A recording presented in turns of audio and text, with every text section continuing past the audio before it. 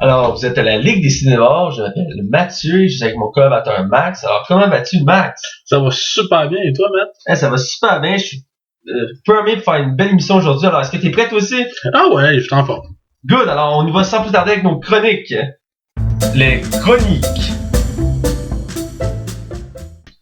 Alors, nous voilà du côté chronique. Alors, comme chaque semaine, nous allons commencer avec la même chronique qui est de ce qu'on a vu cette semaine. Alors, sans plus tarder, Max, qu'est-ce que tu as vu cette semaine? J'ai vu trois choses. Okay. J'ai vu le film Ride Along 2 avec Ice Cube et Kevin Hart. C'est mise à l'épreuve, je crois. Oui, en français, c'est mise à l'épreuve 2. Le premier avait même pas sorti au cinéma au Québec. Il est sorti seulement le 2 qui est sorti au cinéma parce que les traductions au Québec sont dispendieuses. Alors quand les États-Unis, quoi que le film n'aura pas tant de gros succès au Québec, ils vont le sortir en DVD en français. Mais au cinéma, ils vont le sortir sur des limités puis seulement en version originale. Alors, mais écoute, c'est pas un chef-d'œuvre, c'est un bon divertissement. Mais je suis d'accord, moi aussi, j'ai vu comme ça par hasard chez un de mes amis. Je suis passé comme un bon moment, c'est des bouts de drôle. Wow, mais c'est pas la comédie. Je trouve juste que Kevin Hart, que j'aime bien quand même, surjoue vraiment toute la langue. Mais il fait son rôle qu'il est habitué de faire du gars qui a peur, tu sais. Ça accorde pas encore le Eddie Murphy de l'époque. mais on sait qu'il a trouvé sa marque dans ce sens que maintenant, la plupart des personnages qu'il fait, c'est des personnages semblables dans le sens que qui est peureux, qui veut pas aller dans l'action, mais qui est quand même déterminé à montrer qu'il est un homme. Mais parce qu'il est très expressif, hein. Ouais, c'est ça. Fait que ça le ressort du lot. Autre chose, j'ai essayé du mieux que je pouvais. J'ai tenté d'écouter Gotham. Tenté? J'ai été surpris parce que dans mes souvenirs, j'avais juste écouté les 3-4 premiers épisodes. Ah non, j'étais rendu au 8e. En fait, quand je m'avais quand même donné à peine finalement. Et écoute, je suis pas capable. Non mais Max, je t'arrête tout de suite. Il faut pas que tu t'arrêtes à la première saison, c'est très important. Ah ouais, mais il y a 22 épisodes. Je m'en fous, tu vas écouter tout long. La fin est bonne, mais c'est à partir de la deuxième que ça déconne. Les gens acclamaient la deuxième saison. Il y a des affaires qui marchent tellement pas. Non, mais faut que tu vois la série comme un multiverse. C'est pas l'histoire originale. Non, mais tu sais, écoute, je vais te conter où je suis rendu. C'est pas un punch, c'est rien. C'est un événement qui arrive dans l'épisode qui fait que l'histoire se déroule. Gordon est recherché par un tueur, puis le tueur arrive dans le commissariat, embarque sur le bureau du commissariat, il y a des policiers qui viennent regarder, ils ne font absolument rien. C'est les problèmes du début de la saison. Là, c'est ça. Puis là, tu vois que comme tout le monde s'en fout, puis la seule personne qui a l'air pas corrompue dans le poste de police, c'est genre la chef, pis elle dit comme fais rien. Là, t'es comme OK. Là, il va voir Bruce Wayne en disant excuse-moi, je te compte mon enquête. Je sais que t'es juste un petit jeune de 12 ans, mais je te compte mon enquête. Je dis, je peux plus m'occuper de ça. Là, Batman, il pogne les nerfs. Je suis comme 12? Batman, mais oui. T'as genre 12 ans, man. En tout cas. Mais, je sais, c'est... Max, je veux expliquer que le début de la saison, la première saison était très critiquée parce qu'elle était bordélique. Et ils ont beaucoup travaillé ça. Vers la fin de la saison 1, ça s'est rattrapé. C'est la saison 2 qui est vraiment bonne. Mais je veux que tu te réessayes encore assez de progresser plus que tu peux. Plus ça avance, plus que c'est bon. OK. Les personnages s'améliorent. Enigma, le pingouin, il vaut le détour. Ah, t'as aimé le pingouin? C'est pas lui le défaut dans la série. C'est vraiment Gordon. Pourtant, l'acteur, je trouve qu'il a la gueule de faire Gordon. Oui, c'est pas parce qu'il a pas la gueule, mais c'est le talent. En tout cas. Non, fait que, je peux comprendre. non, mais j'exagère quand l'acteur, il acte bien. Mais il est tellement mis dans des situations invraisemblables, tu te dis calique. En tout cas, il y a des choses pour moi qui marchent pas, mais je vais réessayer. Mais tu sais que moi je trouve ça long des saisons de 22 épisodes. Moi j'ai la misère. Moi des saisons de dizaines d'épisodes, j'aime ça. Moi je suis un peu comme toi, mais dans le sens c'est pas toutes les séries. Il y a des séries je suis capable, il y a des séries non. Faut vraiment que l'histoire soit intéressante pour que je puisse faire 22 épisodes, faut pas que je décoche. Ouais, c'est ça. Puis moi il y a ça, ou sinon faut que ce soit des épisodes de 25 minutes, 30 minutes. Ouais. Là ça me gagne. Parce que dans le fond ça me prend le même temps que j'écouterais une saison de 10 épisodes. Ouais. Sinon, c'est tout ce que j'ai écouté. Si on parle pas du dernier film. J'ai écouté Doctor Strange vendredi. Hey, j'ai écouté aussi vendredi. Ah ouais, on a été voir ça. Mais on vous dit d'avance, l'épisode de la semaine prochaine va traiter de Doctor Strange. En effet. On s'est dit on va laisser une semaine pour que le monde ait le temps de le voir. Ben oui. Puis on voulait être sûr aussi d'avoir la chance d'aller le voir en fin de semaine. Mais dimanche, lundi prochain, vous allez voir le nouvel épisode qui va être relié à Doctor Strange. Qu'est-ce que t'en as pensé, vite fait comme ça? Écoute, moi c'est un personnage que je connaissais. Bon, je connaissais pas pantoute. Je savais un peu c'était qui. Ah, vous là, tu sais pas c'était qui. Je savais pas c'était qui. Je savais juste le nom. Je savais qu'il y avait des pouvoirs de magie. Mais c'était limite. C'était tout ce que je connaissais du personnage. Puis j'ai jamais eu tant d'intérêt pour ce personnage-là. Le film, les balances m'avaient convaincu, mais il m'avait pas excité comme, mettons, Gardien de la Galaxie, ou Ant-Man à la bande-annonce. Non, je comprends. J'étais moins excité. Mais, celui-là, lui, il m'a convaincu. Le film, là, je suis allé le voir, là. Wow, c'est vraiment, vraiment bon. Écoute, j'ai ri tout le long. Pis c'est tellement des jokes. Tu sais, ça serait digne d'un des meilleurs humoristes qu'ils écrivaient tellement que c'est bien écrit, là. C'est bien sorti. Y a pas, tu sais, tout marche. Pis écoute, je ne compte rien. Mais la scène finale du combat contre le méchant, asti que c'est cool. C'est cool, là. Je dis rien, je sais pas ce qui se passe. Mais man, pis toi, t'en as pensé quoi, Velvet? Écoute, j'adore aussi, comme tu sais, je suis un grand fan de super-héros et Dr. Stone comme toi, ben, je connaissais quand même de nom, dans le sens que j'ai lu beaucoup de comics, il était référé dans beaucoup de comics, dont dans Civil War, qui est une des BD plus connue, et je m'étais jamais attendu à lui, je le trouvais pas, à première abord, très intéressant, et tranquillement, je l'ai découvert, ils ont fait un film il y a quelques années d'animation que je te conseille d'écouter, tu vas autant aimer que le film, et qui m'avait donné le goût d'aimer ces personnages-là, et j'attendais de voir d'autres contenus, et quand ils ont annoncé le vrai film, j'avais hâte. Et quand j'ai vu la bande-annonce, là, ça m'a donné le goût, ça m'a coupé le souffle, et le film, écoute, j'ai été sans va, là, c'était... Écoute, j'ai déjà hâte d'en parler la semaine prochaine. Ah, moi aussi, mais toutes les scènes avaient je dis, l'humour, les scènes, c'est bien, l'histoire était bien structurée, le méchant était bon. Le film parle pas de rythme. Toute la langue, c'est rapide, mais ça va. Ça s'écoute tellement bien. J'ai l'impression de faire un fanboy Marvel que je regarde DC, mais on en reparle la semaine prochaine. Ouais. Tout ça pour dire que si vous allez le voir cette semaine, restez en générique, il y a 2 scènes à générique. Ouais. C'est important, ça va vous donner la suite de ce qui va se passer. C'est intéressant. Donc, je pense que c'est tout ce que tu avais à dire. Ouais, toi, à part... Ben, comme toi, j'ai vu Dr. Strange. Mis à part Dr. Strange, j'ai vu 2 autres films. J'ai vu le film Near en français, whatever, hier. Avec le frère de Jim Franco. Ouais, Dave Franco. Ouais, c'est ça. Et Emma Robert, le acteur principal, c'est la fille. Elle est un petit peu moins connue. Ah ouais. Ouais, j'ai presque pas vu. C'est une des rares fois que j'ai vu. Elle joue dans Scream 4, justement. Oui, c'est là que je l'avais vu. Je trouve qu'elle a une face à claque, là. En tout cas. Bref. C'est un film qui s'adresse à notre génération. C'est que c'est des jeunes qui découvrent une application qui fait que tu peux être soit un voyeur ou un joueur. C'est basé sur le jeu Vérité aux conséquences, mais juste avec les conséquences. Et à chaque fois que tu acceptes de faire un défi, si tu réussis, tu gagnes de l'argent. Donc les jeunes sont attrayés, parce que hey, malade, j'ai juste à me filmer, faire les défis, et je gagne de l'argent. Et là, ce qui arrive, c'est que là, il y a une fille, on suit une fille gênée qui est jouée par Emma Robert, et qui, elle, au début, elle veut pas être gênée, elle aime un gars en secret, demande après que le gars s'encalise d'elle, qui est en crise, ses amis risent de elle, elle dit, ok, je vais prouver que je sais pas ce qu'il pense, elle embarque dans l'application, puis elle commence. Là, ça passe, le film dure pendant toute une nuit, et au fil de la nuit, elle va faire de plus en plus de défis, ça va être de plus en plus gros, les défis. Et à la fin, ça va prendre une tournure assez dark. C'est ça que le film finit assez sombre. OK. Ouais. Même si, je veux dire, c'est dramatique, tu peux faire, pas sombre, dramatique. Parce que, dans le fond, ça va montrer que les gens réagissent mal. C'est une façon de juger la société. Ils sont des bons pour regarder les conflits, mais quand on réagit à ça, je veux dire, on accepte ça, c'est comme si on était nous-mêmes coupables. Donc, c'est un peu ça que le film de mettre ça en relief. Donc, c'est un très bon film. C'est je dirais, ça peut être vu comme je pense, une comédie dramatique. OK. Je sais pas c'est quoi le genre, mais c'est un peu le même. J'ai vu parce qu'il y a un peu d'humour au début. Et tranquillement, c'est de plus en plus dramatique. Et c'est très bon. Puis, j'aimais le concept, moi. Je trouvais que c'était intéressant. Mais moi aussi, c'est pour ça que j'ai accroché sur le vouloir écouter le film. Aussi parce que Dave Franco, c'est un des acteurs que j'aime bien dans les nouvelles générations. Ouais, il est quand même jeune. Autant que j'aime beaucoup son frère qui a fait beaucoup de bons films, dont Spider-Man. Ouais. C'est vrai. L'ancienne trilogie. Autant que lui, j'ai découvert dans certains films.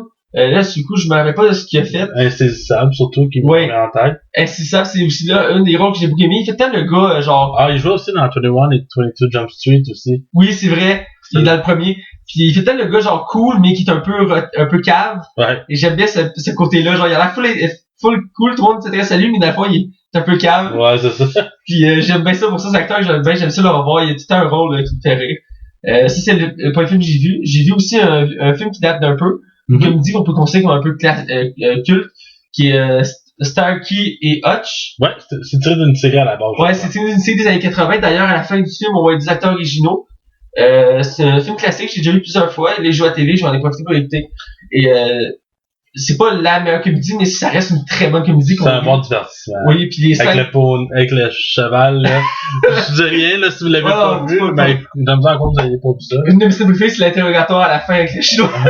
Ou dans le char. Ok, là, on compte des scènes. Ouais. Mais c'est une comédie qui vaut le détour, elle est vraiment bonne. Mais j'aime beaucoup le duo Stellar-Wilson. Ouais, ils ont fait quelques duos ensemble, et ils ont fait une couple quand même. ils ont fait ça, ils ont fait Zoolander. Ouais, ils font ça aussi dans... J'ose pas nécessairement un à côté de l'autre. Le film de guerre, le Ben Stiller, là... Non, il est là? Non, il est pas dedans, c'est le film qui se passe, c'est Tonnerre sur les tropiques. Oui. D'ailleurs, ça, là, c'est une de mes meilleures comédies à vie dans mon top 5. Robert Downey Jr. là-dedans. Il fait un afro-américain. Quelque chose. Il fait un afro-américain. Tom Cruise aussi, qui est vraiment bon, là. Il fait un obèse chauve. Il était censé faire un film sur ce personnage-là, puis ouais. Ça va d'être bon. Mais avant, ce personnage était censé être très très secondaire, puis il était tellement drôle qu'ils ont ajouté des scènes. Ouais, ben, il était un méchant casting maintenant. Ah, écoute, c'est débile. C'est aussi, là, on parle d'un autre film tout autre, là, mais ce film-là aussi, il faut le voir. Moi, je l'ai pas par hasard. J'ai checké un top des comédies à voir dans une vie. Je suis tombé sur ça, je regarde la bande, c'est bien absurde comme film, faut que je le voie. Jack Black. Ouais, Jack Black. Ah, qui est comme un coquet fini là-dedans. En tout cas, c'est drôle. Écoute, pis le film commence avec des fausses bandes annonces comme si c'était au cinéma. Ah oui, c'est là avec, voyons, comment il s'appelle, le gars de Spider-Man. Tobey Maguire. Oui. En curé, en tout cas, on dit rien, là. C'est malade. J'ai été très vilain. Sinon, est-ce que t'as écouté autre chose? Oui, là, j'étais parti, mais comme chaque semaine, j'écoute beaucoup de séries, j'aime ça en découvrir. Ah ouais? Ah oui, écoute, j'étais surpris, j'ai tellement pas de vie, moi, là. J'ai découvert une autre série que toi, on parlait, que j'entendais beaucoup de commentaires sur le Facebook, les réseaux sociaux, sur Internet. Ils disaient que c'est la série, beaucoup de gens disaient, cette série-là, faut l'avoir, c'est la série de 2016. Faut absolument l'avoir cet automne. Arrêtez tout ce que vous faites, puis écoutez-la. C'est ça qu'ils disent les gens. Donc, ce que j'ai fait hier, j'ai tout arrêté ce que je faisais, j'ai laissé mon steak sur le four, j'ai laissé cuire, je me suis assis devant l'écran et j'ai écouté la série. Ok. Et t'en as pensé quoi? Écoute, la série, c'est Westworld. C'est une série basée sur le film du même nom, c'est un film des années 80-90, que je n'ai pas vu, qui est... Je pense plus vieux que ça. Même plus vieux, mais c'est un classique du genre. Et c'est un film science-fiction qui se passe dans le Far West. Là, ça veut dire comment ça se fait que ces deux genres-là se mélangent. Ok. Eh bien, c'est très simple, c'est que dans le fond, c'est que ça se passe dans un futur proche où que dans la société, les gens peuvent payer pour être dans une immersion d'une époque. Donc, toi, mettons, Max, t'es multimillionnaire, tu dis, OK, ben, en fait, semaine, j'ai le goût de revivre l'époque du Far West. Fait que je m'en vais à cette place-là, je paye une couple de mille, et je revis pendant une semaine en 1973, le film d'ailleurs, pour ceux qui veulent le savoir. Et, voyons que je veux dire, donc, tu payes une couple de mille, et te déguises en cowboy, il t'envoie dans ce monde-là, t'embarques dans un train, et t'es vraiment plongé dans un univers. C'est pas virtuel, c'est réel, là. Puis, c'est pas juste du décor. Vu que pourquoi c'est dans le futur, c'est parce qu'ils créent des êtres humains, comme robots. Parce qu'ils sont programmés pour faire les mêmes capacités. C'est comme si c'était un jeu vidéo, dans le fond. Puis tu vas là, puis les scènes sont préprogrammées, puis il y a des scénarios. Puis, dans le fond, du coup, j'étais pas sûr, tu sais, un Far West futuriste. Ouais, c'est ça. Puis dès le début de l'épisode, t'accroches que ça commence sur un train qui va dans le Far West, t'es comme, OK. Puis le gars qui se réveille, puis le gars, c'est le secteur principal, c'est celui qui fait Cyclope dans X-Men. Ouais, ok. Oh, ouais. J'ai vu son nom. Je sais qu'il y a Anthony Hopkins aussi qui joue là-dedans. Hein? Oui, Anthony Hopkins, il fait le directeur de la place. Puis c'est produit quand même par DJ Ah oui, c'est DJ Abrams qui produit. Puis juste pour introduire, la fois, il est assis dans le train, puis il se réveille. Et t'es comme, OK, puis là, t'es comme... Puis là, le principe de la série, c'est qu'ils disent jamais quand t'es avec une vraie personne ou un robot. Okay. Les robots, ils ont l'aspect des humains, donc tu peux pas savoir qui est qui. Fait que là, il se réveille, il sort du train, puis comme, OK, il traverse la ville, il y a du monde qui parle de ça. Là, il croise, il va boire dans un bar, il sait que c'est pas une pute, il voit une femme, il va la voir. On dit une prostituée. Prostituée, excusez-moi. Et là, il va voir la femme, puis ils se reconnaissent, puis là, il décide d'aller en cheval chez elle, comme ça se cruiser. Puis il a dit, tu peux pas rester, mon père sera pas content. Puis comme on a fait, il y a un gars qui arrive, il descend. Non, il arrive, puis là, le gars principal qu'on suivait, il tire dessus parce qu'il pense que c'est un brillant. Il balle marche pas. Quand c'est sérieux, ça marche pas. L'autre, il paraît, il dit, tu peux pas me tuer. Puis il descend, puis tu es comme, hein? Là, tu comprends, de la fond, que tout ce que tu sais depuis le début, c'était des robots. Ouais, c'est ça. Mais dans ta tête, c'est comme, c'est un Far West, c'est des vraies personnes, c'est des vrais acteurs, mais non. Ça te met dans l'ambiguïté, tu sais jamais quand tu suis des vraies personnes. Ah, c'est intéressant, dans le fond. Puis de temps en temps, tu reviens dans le présent, puis t'as la compagnie qui gère ça, puis il y a des problèmes, puis ils programment du monde, puis ils expliquent comment ils font ça. Puis c'est une série très science-fiction avec un côté drame, parce que ça va devenir de plus en plus dramatique, il va y avoir des complications, parce que comme un peu comme la Jurassic Park, en vouloir créer quelque chose d'irréel, ça finit par perdre de contrôle. Ouais. Mais la série, j'ai écouté pas un épisode, tantôt j'en ai écouté d'autres. Ça vaut le détour. C'est des épisodes d'1 heure? Oui. Mais c'est par HBO, c'est top qualité chaque Ouais, c'est ça qui arrive. HBO, ils vont avec la perfecté, là. Ouais, je sais, moi, je suis pas regardé ce soir. En tout cas. Avant Lucifer. Ouais, j'ai beaucoup de choses pour écouter. Donc, ça, c'est ce que j'ai vu, à part mes solutions cette semaine. Donc, sans plus tarder, on va aller avec l'actualité. Alors, qu'est-ce que tu as à dire dans l'actualité cette semaine? Qu'est-ce qui a retenu ton attention? 2 montées de lait. Et 2 nouvelles. Je vais commencer par les nouvelles, on commence. Vas-y, alternance. Une nouvelle, une montée de lait, une nouvelle, une montée de lait. Et je vais commencer. La montée de lait, je vais prendre la première qui est la plus douce. C'est un petit peu. Vas-y, graduel. C'est du lait de chèvre un peu. Je suis là pour te calmer, j'ai des calmants, là. Bon, la première, c'est, absolument, je suis pas un amateur de reboot, à part si on a vraiment quelque chose d'intéressant à dire, ou à raconter. T'sais, moi, le reboot de Robocop, j'étais pas comme. Je me disais, ça peut être intéressant. Ouais, ça a un potentiel. Ça a l'air potentiel. Beaucoup plus que, mettons, un remake de Jumanji qui s'en vient. Pour moi, ça me parle pas. Où que je vais en aller, c'est que on a annoncé cette semaine que Starship Trooper aurait le droit à un reboot. Tu sais, et puis il y avait Neil Patrick Harris qui jouait là-dedans. C'est ceux qui se rappellent. Il y avait plus un petit rôle, mais en tout cas, pour faire court, on reboot la série. C'est une franchise qui, d'après moi, avait un potentiel immense. Le premier film était un classique, puis après ça, c'est parti en couille ben raide. Ça arrive souvent. Comme un peu comme le Roi Scorpion. Bon, ok, t'as pas bon, le Roi Scorpion. Il y a eu 2 Roi Scorpion. Il y en a eu genre 5, je pense. Je pensais que t'avais juste ça. Mais il y en a eu combien? 5? Ça avait pas de sens. Mais à chaque fois, c'était le temps de tirer. Écoute, c'est effrayant. En plus, le Roi Scorpion, c'est un spin-off de la momie. De la momie. Je me rappelle, dans la momie, The Rock était tellement mal fait. Même à l'époque, c'était comme... Puis ils ont fait un spin-off de 5 films avec ça. Ah ouais, écoute, je sais. Je pense que c'est le plus long spin-off. C'est vrai, hein. J'ai jamais compris pourquoi ils ont fait des spin-offs. Écoute.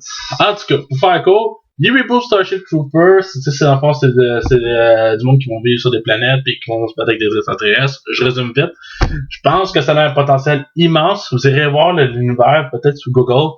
C'est vraiment cool. Ça a mal vieilli, par exemple, un peu, là. Parce qu'il joue aussi sur l'humour et sur l'action. En tout cas, c'est très... C'est spécial.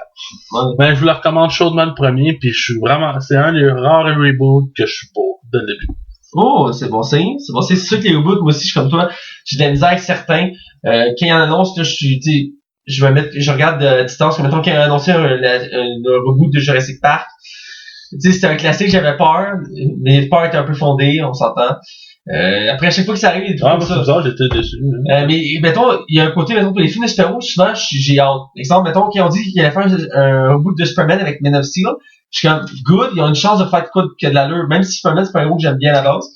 Quand ils ont fait le reboot, j'avais aucune attente. Quand j'ai vu ça, j'ai dit, aïe, il y a aussi à faire de quoi de bon avec Superman. C'est relatif, là, pour bon. Hein? C'est relatif pour bon, là, mais en tout cas. Toi, pis dans des bons, là, on en reparlera. Ouais, c'est ça. Ok. Sinon, ma deuxième nouvelle, qui va être très courte, en fait. L'actrice Emily, j'ai oublié son nom de famille, malheureusement. Son prénom, c'est Emily. Elle joue dans la série Stranger Things, et elle joue le rôle de Eleven. C'est confirmé, elle va être dans la saison 2. J'ai vraiment hâte de voir ce qu'ils vont faire ça, Stranger Things. L'as-tu vu ça? Écoute, j'ai essayé entre ça pis la série que j'ai parlé tantôt. Si tu me juges de pas écouter tes séries, mais t'as pas vu Stranger Things, écoute, c'est 8 épisodes, ça s'écoute d'une minute. Écoute, j'ai la saison, je l'ai téléchargée sur mon ordi, elle attend au show, là. Tu l'as téléchargé légalement? Oui, voyons! C'est bizarre, on peut télécharger les séries sur Netflix. En tout cas, il y a une joke dans le monde du podcast, ça s'appelle iTunesVideotron.com. Tu dis que t'as downloadé ça sur iTunesVideotron.com, le monde va comprendre. Ok. Je te dis ça de même. Parfait. Alors, c'est ça. Fait qu'elle est de retour dans la saison 2 de Stranger Things. J'ai vraiment hâte de voir ce qu'ils vont faire avec ça, parce que la fin de la saison 1, et je ne compte pas spoilers, était vraiment intriguante. J'ai écouté cette série-là, j'avais commencé le premier épisode, j'avais fait comme, c'est correct. J'ai écouté le deuxième épisode, pis pouf, je suis parti. J'ai tout écouté d'une traite. Et les séries qui font ça de même, là. C'est automatique. Surtout comme je me répète, quand c'est court, j'aime ça. Je suis d'accord. Pis quand c'est qualité, là, Netflix, là, je pense que, tu sais, éventuellement, ce qu'ils veulent faire, c'est qu'on a remarqué que le catalogue de films qui ne provenaient pas du Netflix originaux diminue à perte de vue. Puis, dans le fond, je pense qu'éventuellement, Netflix, ce qu'ils veulent faire, c'est d'avoir de plus en plus de séries à eux. Puis, ils sont de plus en plus portés là-dessus, hein. Comme HBO et autres médias comme ça, ils veulent se démarquer des autres en faisant des produits uniques que juste eux peuvent offrir. Ben, c'est une des raisons, mais pas juste ça. Ce qui arrive, c'est que, par exemple, HBO ne veut pas mettre de séries sur Netflix, ça ne marquera aucune série sur Netflix, parce que HBO ont leur propre... Je te reprends House of Cards qui est sur Netflix. C'est pas HBO. Ben, C'est une série originale Netflix. Ah, c'est pas HBO? C'est original Netflix. Ça, je suis sûr à 100%. C'est bon. C'est une des premières séries qu'ils ont réalisées. J'ai rien dit, c'est bon. Mais non, c'est ça, parce que dans le fond, l'intérêt pour eux autres, c'est que HBO veulent que toi, tu payes pour avoir leurs produits sur leur service. Tu vois, genre... En tout cas, on va voir ce que Netflix va faire, mais tranquillement pas vite... En tout cas, il y a encore des bonnes séries qui sortent, là, on verra bien. Ok, autre chose? Oui. Je pense qu'il y avait une autre montée de lait, je trouve. Ouais, un début de montée de lait. Mon lait à crème un peu. Je suis là, j'ai mon tranquillisant, vas-y, je suis là. Écoute, je suis pas un méga fan de la franchise Fast and Furious. D'ailleurs, moi, je vais me faire pitcher des tomates, je suis désolé d'avance. Attends, j'avais appris une résurrection, un truc de genre. Laisse-moi finir. Vas-y. 2, j'avais trouvé... Le 3, je l'avais apprécié. Tokyo Drift, là, le monde on dit que c'est le pire de la gang. Moi, je l'ai apprécié. Le 4, je l'avais trouvé, lui aussi, boring. Mais le 5, j'avais trouvé que c'était un des meilleurs films d'action de cette année-là. Puis qui se démarquait beaucoup des autres. Le 6, c'était comme... Le 7 était bon. Là, aussi que je vais en venir, parce que là, je suis en train de te faire une critique de la franchise. C'est ça, on fait ça l'autre fois, là. Tout le monde connaît le décès de Paul Walker. Je pense que si t'as passé à côté, c'est que tu vivais sur Mars. C'est clair, là. T'étais On vous l'apprend. Ça faisait tomber sur votre chaise, on vous l'apprend. Non, c'est ça, ça fait un bout qu'on le sait. Et Paul Walker était décédé. Et je trouvais que la fin du 7e film finissait quand même bien, dans le sens que c'est pas un spoilers, là. C'est les routes se séparaient et chacun de leur côté sans tuer le personnage. Puis je trouvais que c'était une belle finale. C'était correct, c'était beau, c'était bien fait. Tant qu'il y a des plein de goûts qu'on voit là-dessus. C'était une chance. Moi, sur YouTube, je regarde Fast and Furious 7 Ending React. Et tu vois des gars, c'est des gars qui broient. Aïe aïe. Ils sont comme, Paul. Ah, c'est probablement parce qu'il y en a beaucoup là-dedans. Tu m'énerves. Je veux que tu le dises. Ah, c'est ça qui arrive. C'est que, on le sait peut-être, le 8 s'en vient. Ça fait longtemps qu'il travaille dessus, je pense qu'il sort l'année prochaine. Le premier de la trilogie qui s'en vient, là? Ouais, le premier nouvelle trilogie. C'est comme ça que Vin Diesel l'appelle. Ouais. Il a signé pour les 3 films, hein? Ouais. Avec The Rock aussi a signé. Hey, 10 films, là. Ça commence à...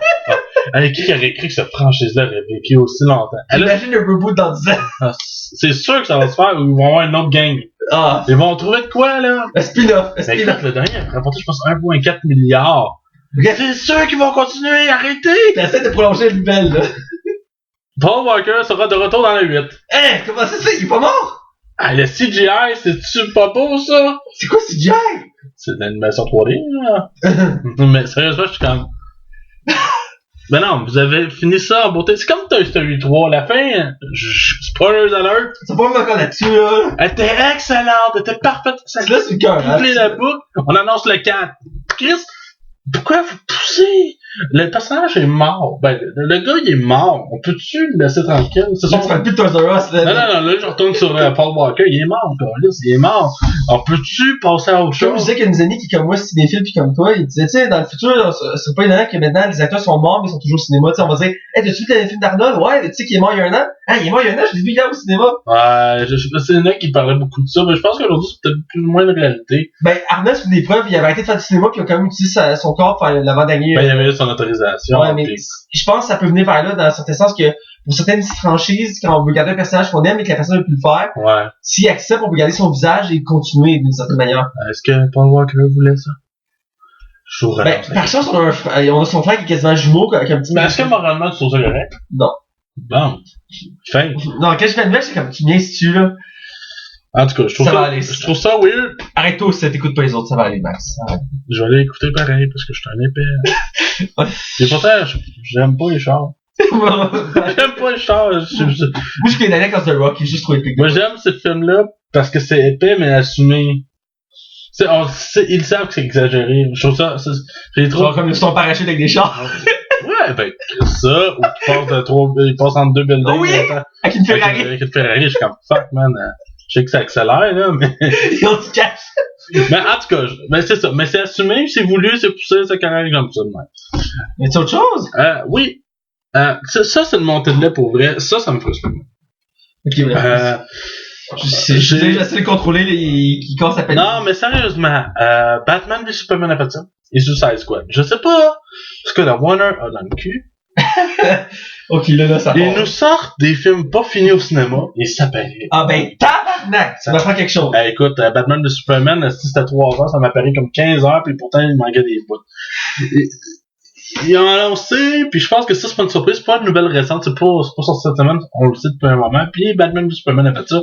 Un extension cut de Suicide Squad. Avec plus de Joker, plus dans les Surtout couilles. qu'il avait changé l'acteur parce qu'on voyait pas assez dans Oui, c'est sûr, ils ont coupé comme une heure. Alors, écoute, ils ont annoncé que ça allait sortir en Blu-ray. Ça veut dire que ça, on sort, ils savent qu'ils vont vendre des Blu-ray à tonnes. Moi, je vais mettre un bémol. Ok? J'ai une montée de lait aussi à faire là-dessus. Batman vs Superman, ok? J'ai beaucoup critiqué. Je me suis dit, je vais laisser une chance à la version longue. Quand j'ai voulu écouter la version longue, il n'existe pas de doublage québécois. Ouais, c'est bizarre, hein? Ça m'a mis en tabarnak. Mais j'ai accepté. Il y a une version française de France. Elle est pas tant pire, mais ça, je l'avais entendu. Elle est correcte. Mais il y a des voix qui fait beaucoup moins. Dont celle de Lex Luthor. Mais, mis à part, je l'ai écouté, j'ai accepté ça pour la version longue. Si la version dessus, c'est quoi la version longue, elle est pas là.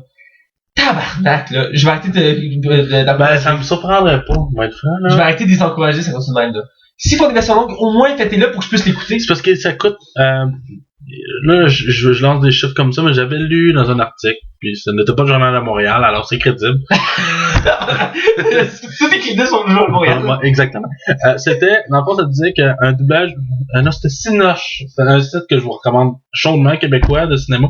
Et dans le fond, il disait qu'un doublage au Québec, au cinéma, c'est entre 200 à 300 000. Et en DVD, Blu-ray, exactement, c'est 80 000 en moyenne. Oh! Là, ça se demandait, est-ce qu'ils vont vouloir payer un 80 000 supplémentaire pour avoir une traduction québécoise ici? Est-ce qu'ils vont en vendre suffisamment ici pour ça? C'est ça que je me demande. Il essaie toujours de prévoir le marché avant de le faire. C'est ça qui m'énerve. Quand j'ai appelé Batman Superman, c'est comme, pourquoi? C'est chiant, ils ont fait une version française. C'est correct, mais une version québécoise, non. Ben, peut-être parce qu'ils savaient qu'ils en vendraient pas tellement que le film était mauvais. Pas juste ça. Par exemple, regarde, la série House of Cards, ok? Ouais. Très connu, on en a parlé tantôt. Les 2 premières saisons sont en version québécoise. Ils ont décidé pour la saison 3 et 4 de pas le faire en français québécois. Moi, je l'écoute les 2 premières saisons en version québécoise. Je suis très content d'encourager ça. J'arrive à saison 3, je trouve pas ça en version québécoise. Je commence à chercher. Ils ont dit qu'il y a pas assez ils ont dit que c'était trop cher par rapport l'argent qu'ils faisaient avec ça parce qu'il y a pas assez de clientèle pour la version québécoise. Et les autres saisons après sont en française de France. J'étais en maudit, moi, là. Ben, c'est quelqu'un qui les écoute en français au lieu dans l'anglais. Là, faut que je me radapte, je suis habitué à entendre les voix en québécois. Ben, c'est comme quelqu'un, quand on écoute des films en français, pis qu'on voit que Jim Carrey a pas la même voix, par exemple. Ouais. Ou Eddie Murphy. C'est comme ça, c'est 2 acteurs, par exemple, que ça me dérange au point. Ou, mettons, les Simpsons, tu me changes la voix de Marge Simpson. Ah, ça, je pourrais pas. Écoute, je comprendrais éventuellement, mettons, pour Marge, parce que c'est Béatrice Picard, elle est rendu à 90 ans. Ouais. Là, ça, c'est correct, je peux pas l'accepter. C'est correct. Ouais. La vie, c'est la vie, là. Mais quand c'est des questions parce qu'on veut pas mettre d'argent, je comprends que tout ça, c'est une business, Ouais. mais c'est frustrant. À un moment donné, ça devient juste énervant. Ça te gâche le fait d'aimer ça. Écoute, je fais un mini parenthèse, je m'excuse, je sais, ça va me chicaner. C'est comme Xbox récemment a fait un concours qui faisait tirer une Xbox. Avec, je pense, en tout cas, avec des jeux pis tout. On regarde les règlements du concours, le Québec est exclu. Pourquoi? Parce que, à cause de l'Auto-Québec, la loi du tirage est différente ici. Alors, c'est des frais supplémentaires pour eux autres. Alors, on n'aura jamais le droit à... je sais, c'est frustrant. Sacrément! Écoute, je suis content de me débrouiller en anglais, mais ça, c'est des affaires comme ça qui me dérangent. Non, écoute, on va arrêter, je pourrais en parler toute la nuit, là, regarde. Je vais aller avec mes nouvelles avant de me À force d'avoir le contrôle de tout, on se je pense que c'est tout ce que tu avais à dire, je crois. Ouais, c'est tout. Vas-y, je te laisse aller avec tes actualités. Ma première actualité, j'ai écouté Soupy, je suis très content, parce que c'est un acteur que j'aime beaucoup. Johnny Depp est annoncé dans la nouvelle franchise Les Animaux Fantastiques, ou Fantastic Beasts. C'est Fantastic Beasts. Merci de mon dictionnaire ici anglophone. Et pour ceux qui savent pas c'est quoi, c'est la préquelle à l'univers d'Harry Potter, qui se déroule 60 ans avant. Si je me souviens bien, c'est vraiment bon. Ouais. On suit un personnage, dans le fond, qui est un étudiant de Poudlard à Londres, qui a décidé de partir aux États-Unis. Et là, on découvre l'univers américain de la magie qu'on n'avait jamais vu encore dans l'univers d'Harry Potter. Et il y a beaucoup de liens avec l'univers connu. Et dans le fond, ma nouvelle, c'est que Johnny Depp était annoncé comme un personnage. Je sais pas pourquoi, mais quel personnage.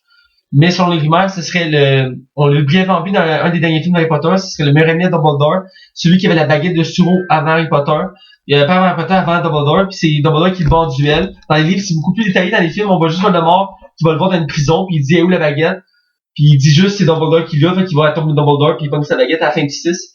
Donc, j'ai oublié son nom, mais c'est un personnage très, très connu de l'univers d'Harry Potter, et qu'il y a des gens qui me disent que ça va être Johnny Depp. Et je suis content parce que Johnny Depp, mais c'est officiel là, que c'est lui. Ouais. Ben, qu'il est au casting. Ouais, c'est officiel qu'il est au casting. J'espère qu'il va faire un caméo dans le premier film qui sort la semaine prochaine. Ah ouais? Que je vais aller voir d'ailleurs, assurément. Ben, je trouvais que c'était le genre d'acteur que ça faisait longtemps que le monde demandait pourquoi il avait jamais rejoint aucun Harry Potter auparavant. Et je me disais, lui là, comme Colin Farrell, je trouvais que ça fitait. Allez, je vais laisser faire le mais c'est aussi que c'est un acteur, Johnny Depp, qui fait partie de ceux que tu peux pas les relier juste à un personnage, qui est capable de tellement s'immerser dans les personnages, qui donne tellement des personnages uniques à la fois, comme Jack Sparrow, Alice Lupin des Merveilles, Charlie Chocolaterie, tous ces personnages-là. Mais c'est tout ça des personnages excentriques. Ouais, c'est ça, il est bon là-dedans. Puis quand tu vas dans la vraie vie, puis qu'il jase, il faut le calme, tout ça, mais il est capable de faire des personnages tellement intenses. J'ai hâte de voir qu'est-ce qu'il va donner là-dedans. Moi, c'est comme Johnny Depp, une des raisons autres que l'argent, là, qui fait tout le temps Jack Sparrow dans les Pirates des Caraïbes. Ouais. C'est parce que ses enfants trippent sur Pirates des Caraïbes. Non, mais c'est devenu un de ses personnages cultes, puis je veux dire, le prochain, on en a parlé la semaine passée, j'ai hâte qu'il arrive. C'était une découverte pour moi, ça. Donc ça, c'est ma première nouvelle. On ira le voir ensemble, Fantastic Beasts. Ah, ben écoute, on ira ensemble, ça me tente. Écoute, ma deuxième nouvelle, c'est Quentin Tarantino. Quentin Tarantino, ouais. Merci, mon traducteur universel. Je suis vraiment mauvais de dire non. Le réalisateur très connu pour tous ses chefs-d'œuvre, on peut en nommer rapidement même Killer Bill. Ben c'est Kill Bill, mais Kill Bill, whatever. Kill Bill, Pulp Fiction, c'est probablement Pulp Fiction, un classique. Inglourious Bastard. Ben oui. Il avait dit il y a quelques années que lui, pour pas gâcher sa carrière, il voulait juste faire 10 films. Mm-hmm.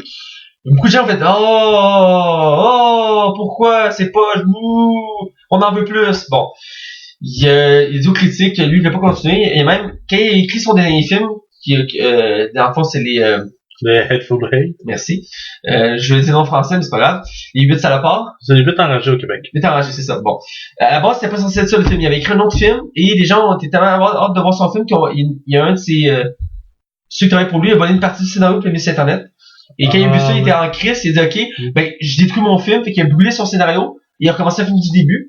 Ça a été vraiment médiatisé pour ça, parce qu'il était rendu à la fin de sa création de son scénario. Et là, il a fait les 8, c'est chiant pareil quand tu y penses, ça. Et lui, il a dit, moi, je veux que rien se dévoile avant que je le décide. Okay. Donc là, ce qu'il a dit, c'est que dans le fond, il reste 2 films, parce qu'il est rendu à 8 films. Et il a confirmé encore une fois, il a dit, je fais juste 10 films. Mon prochain, c'est Bonnie et Clyde, un nouveau film sur eux. Bonnie et Clyde, hein? Ouais. Et le dernier, c'est un film non historique, il a précisé. Et après, il a dit qu'il arrête. Peu importe combien on donne d'argent, peu importe ce qu'on lui demande, il a dit qu'il veut arrêter. Il dit, je veux pas gâcher ma carrière. Ouais. Toi, qu'est-ce que t'en penses de ça, là? Est-ce que tu aimerais ça qu'il fasse écoute, il part très haut. La tête haute, il a fait des chefs-d'œuvre là-dedans. Ils sont pas tous égales, mais peut-être que j'apprécie moins. Encore là, c'est relatif. Je pense que le gars, il a fait tellement un bon travail, puis je pense pas que, tu sais, il le fait par passion aussi. Ben oui, c'est de la passion. J'étais un gros amateur de cinéma. Je pense que ça te permet. Anyway, ça n'empêche pas pareil de travailler dans le monde du cinéma. Toute sorte de réalisation et écriture, mais tu sais, il peut produire, il peut même jouer, il est un acteur aussi, quand t'es dans ça. Moi, je suis content, il part la tête haute, puis c'est pas tous les réalisateurs qui peuvent se permettre de dire ça. En effet. Ben, c'est pour ça aussi, c'est le côté que, je sais, c'est dommage qu'il s'en va, mais en même temps, c'est un côté que, il part la tête haute, ça, je suis content pour ça, parce qu'il laisse des chefs-d'œuvre derrière lui. Puis, tu sais, rien n'empêche que dans 15 ans, j'avais envie d'en faire un autre. C'est un dernier, Il y avait une idée qui a popé, puis j'ai dit, Colin, je regrette de pas pouvoir le faire. Non, ça peut être une belle chose. En tout cas, on verra la suite. Ouais. C'est une nouvelle que beaucoup de gens parlent cette semaine, donc je voulais en faire mention. Ma prochaine nouvelle, c'est une bonne annonce. Ils ont sorti la deuxième annonce du film Wonder Woman, le premier film super-héroïque avec comme titre une super-héroïne dans le DC, qui est d'abord la suite de Batman vs Superman dans le sens où c'est assis dans l'univers cinématographique de DC, parce que maintenant il y a un univers qui existe de DC. Qui est un peu mal parti, si on peut dire, d'une certaine manière. Ah, ouais? Ouais, avec Superman. Mais Man of Steel était pas pire. Il a mis la base correcte. Ouais, j'étais surpris. Moi, Superman, là, tu sais. Je m'attendais à rien. Non, j'avais des attentes. Mais tu sais, pour dire que la bande-annonce, la première, j'attendais à rien. J'ai fait la première bande-annonce de Wonder Woman. T'es pas plus convaincu que ça. J'étais quand même trouvé ça bon, l'ambiance, ouais. Ça. Mais j'aimais le fait qu'elle allait dans la guerre. Ouais, ben, c'est ça. Moi aussi, j'aimais ça. Et la deuxième, encore plus convaincu. Ouais. C'est encore plus cool d'avoir les scènes d'action, l'ambiance, l'immersion. Elle fait plus super-héros que la première bande-annonce. Ouais, c'est ça, puis on voit un peu plus sa personnalité. Encore une fois, quelque chose de masculin, on voit pas vraiment le méchant du film. D'ailleurs, j'ai pas regardé qui était confus comme méchant, il y a plusieurs potentiels. Mais ça, j'aime ça, savoir c'est qui, mais DC sont forts là-dessus, ils laissent tout le temps l'ambiguïté jusqu'à la fin. Souvent, c'est dans le dernier trailer, le troisième, qu'on voit le méchant. Parce que leurs films sont ambigus à base. Comme Batman Superman, on voit juste dans le dernier trailer à la fin, c'est qui le méchant. Ah, ça, là. Montrer le méchant principal qui aurait pu être une belle surprise dans le film, on est très en balance. En tout cas, je suis sûr qu'on fait ça pour le moment. Bref. La balance était 40. Si vous n'avez pas copié les deux balances, allez les voir. On jase, là. Qu'est-ce qui arrive si le film est pas bon non plus? On va être rendu à 4 en 4, là? Le problème, c'est que là, DC a un planning de 2 ans sur ses films, ok? Ah, mais là, à un moment donné, tu peux plus faire marche arrière. C'est ça. Mais il s'est ajusté, hein. Pour Justice League, on fait beaucoup de changements pour Justice League qui s'en vient, là. Ouais, ils ont rajouté de l'humour parce que ça va être les autres demandés. En tout cas. Ils ont retravaillé le scénario, ils ont mis plus d'humour. Ils ont mis ça un petit peu moins sombre. En contrepartie, c'est drôle parce que Marvel, il y en a qui critiquent, c'est pas assez sombre, fait qu'ils veulent que Marvel soit un peu plus sombre. Ils disent c'est un peu moins sombre. Je trouve ça tellement drôle. Mais Marvel tient une recette qui marche. Pourquoi? Tu sais, puis il l'élabore, puis il pousse, puis il twist. C'est ça qui est intéressant de Marvel. DC essaie de faire comme l'autre, mais en mettant trop sombre, on oublie l'important. L'histoire. L'histoire. C'est le détail. Non, mais tu sais, à un moment donné, c'est comme, c'est beau faire sombre, mais tu sais, des fois, quand tu viens de passer d'une grosse demi-heure que c'est lourd, c'est pesant, juste, pas nécessairement quelque chose de très très drôle en rire ses poumons, mais c'est quelque chose qui te détend. Tu sais, tu restes accroché après le film. En tout cas, écoute, mais avec la balance de Justice League, on voit qu'ils ont mis de l'humour, ils ont mis une équipe correcte en balance, dont je me rappelle toujours. Ça va être tellement meilleur de même! Écoute, là, après ça, t'as des fanboys de DC qui sont comme, bon, là, ils font comme Marvel, ou comme, là, vous voyez, là, DC revient sur la map. En tout cas, parle-moi pas. T'as trop monté de lait comme toi. Ah ouais, je pense que ça coule de mes épaules. Donc, la balance vaut le détour. Allez le voir juste pour l'ambiance. Il faut pas se laisser il y a beaucoup qui avaient des imprévus parce qu'on mettait une femme en première place, c'est la première fois qu'il arrive. Ça, c'est cool, par exemple. C'est cool. On a déjà une base avec Jessica Jones comme série. Là, c'est le premier film. Pour une super héroïne. Il y a déjà eu des anti-héros comme Domino, qui a eu lieu ou Electra.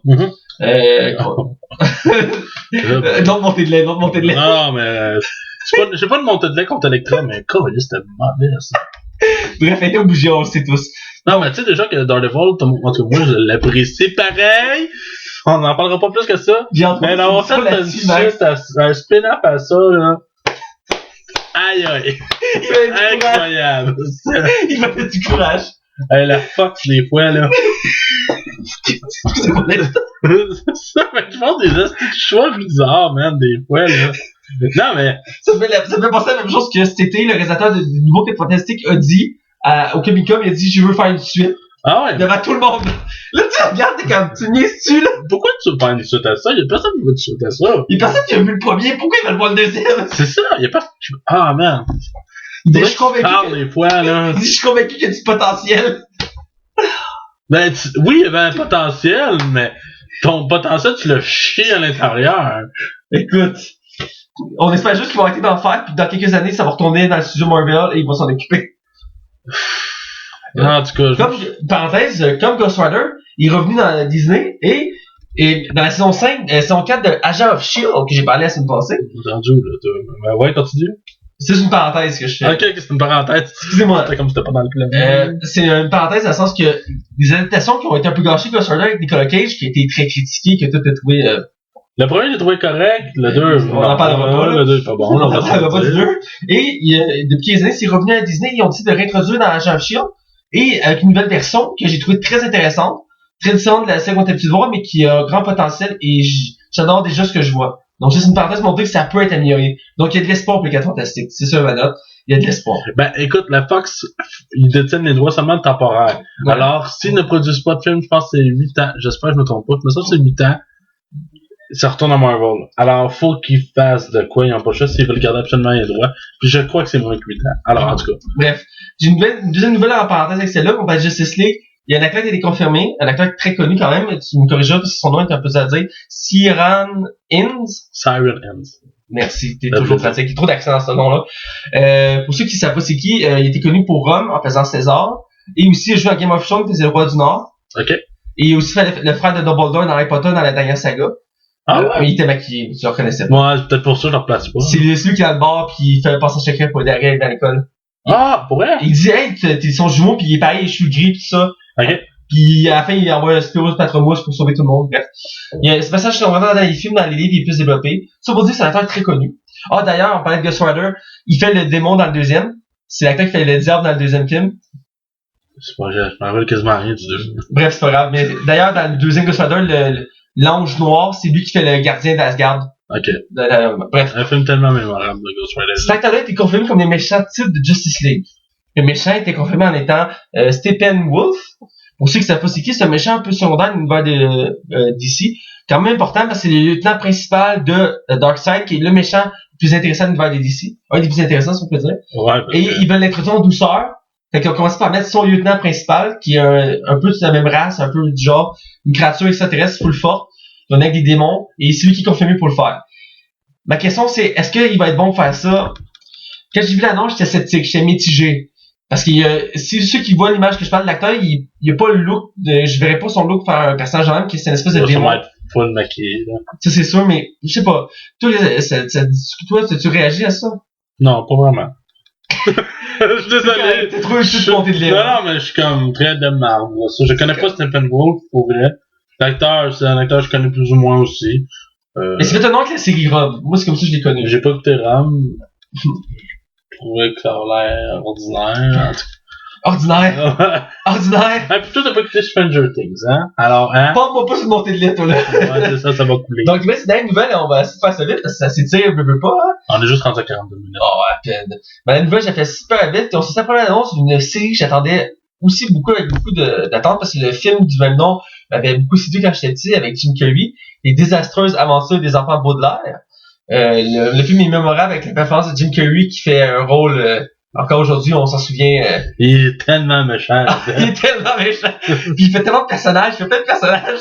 Ah, Jim Carrey, là, ça, c'est un acteur qui est de force. comédie qui est excellent, là, c'est vraiment lui. Puis là, il a annoncé la série, puis avec, je sais pas si tu connais le nom de l'acteur principal, il est très connu. Neil Patrick Harris? Merci. C'est lui qui a été annoncé faire le personnage méchant de la série, l'oncle. Et on le regarde, puis on est comme, oh my god, on se retrouve comme dans le film. Ah, il ressemble vraiment pas à Neil Patrick Harris. Ah non, tu reconnais pas sur le coup, t'es comme, c'est lui? Le maquillage est tellement bien fait, il est méconnaissable. L'ambiance aussi, la balance d'ambiance, on le met dessus dans l'ambiance de ce que... Ça a l'air quand même de beaucoup s'inspirer de ce que le film avait fait comme niveau ambiance, là. Très sombre en mettant avec de l'humour et très un peu délabré. Ça va être sûrement encore un peu comme de l'humour noir. Ouais. Comme le film. Ah, ça mais je pense que c'est tiré d'un roman, ça, à la base. Oui, c'est un roman, oui. C'est un potentiel énorme. Le film, je l'ai écouté plusieurs fois, je le trouve bon. Là. En passant, c'est une série officielle Netflix, alors il faut absolument Netflix pour écouter. Ça sort cet hiver, si je me souviens bien de mémoire. Ouais, sûrement. je sais pas. J'ai vu 2017 dans le trailer. Tu me prends des fois, tu me prends tellement des fois. Je vous confirme, c'est 2017, là. Moi, je sais pas, mais c'est écrit 2017 dans l'annonce. Ok, bon, c'est bon. Donc, on va tout de suite aller à notre dernière section, on va te parler du film qu'on voulait parler aujourd'hui. Ouais. La section hors sujet. Ouais. Alors, je te laisse y aller, vas-y pas trop intense, je sais que dans hors sujet, des fois, tu t'emportes beaucoup aussi. Non, ça devrait être quand même relativement Alors, je te laisse aller, qu'est-ce que tu veux nous parler? C'est deux chaînes, une chaîne YouTube et une chaîne Dailymotion. Oh. C'est la personne qui s'appelle Dailymotion, c'est normal. Mais c'est pas grave. La première chaîne s'appelle Speak Games. C'est un ancien, c'était d'ancien collaborateur qui travaillait pour jeux2.com. Ah! C'est français, là. Je l'annonce d'avance, là, l'ancien potomate, c'est français. Et la force Speed Game sont rendus actuellement sur YouTube. Et ce qui est intéressant d'eux autres, c'est que c'est du speed gaming, là, je pense que ça le dit dans le nom. Oui. Mais c'est vraiment intéressant, c'est du commande. Il commande puis il explique comment le joueur s'y prend pour effectuer ses speed games. Des fois, tu regardes, tu te dis, aïe, j'ai regardé aujourd'hui un Dark Souls 2 qui m'avait pris comme 40 heures à finir. Le gars le finit en 17 minutes et 11 minutes. 17 minutes et 11 secondes, excuse-moi. Impressionnant, c'est impressionnant. Non, c'est plus qu'impressionnant, là. Mais c'est vraiment intéressant. Si vous connaissez pas ça, mais je vous avertis, c'est des longues séances. À part la 17 minutes et 11 secondes. J'ai déjà vu des vidéos de même, c'est effrayant. Les jeux, t'es comme, comment il fait, t'es comme, ben c'est comme Resident Evil 4. J'ai vu celle-là. Moi, j'étais un gros fan de ce jeu-là, puis je suis toujours impressionné. Ah, c'est effrayant. Sinon, la deuxième, mon deuxième hors-sujet, c'est pas du gaming, c'est du cinéma. C'est encore un ancien collaborateur de jeux2.com, je voulais aller dans ce thème-là. C'est une des meilleures chaînes, c'est pas la meilleure actuellement sur YouTube français. Oh! Mais là, c'est sur Dailymotion, je suis désolé, lapsus.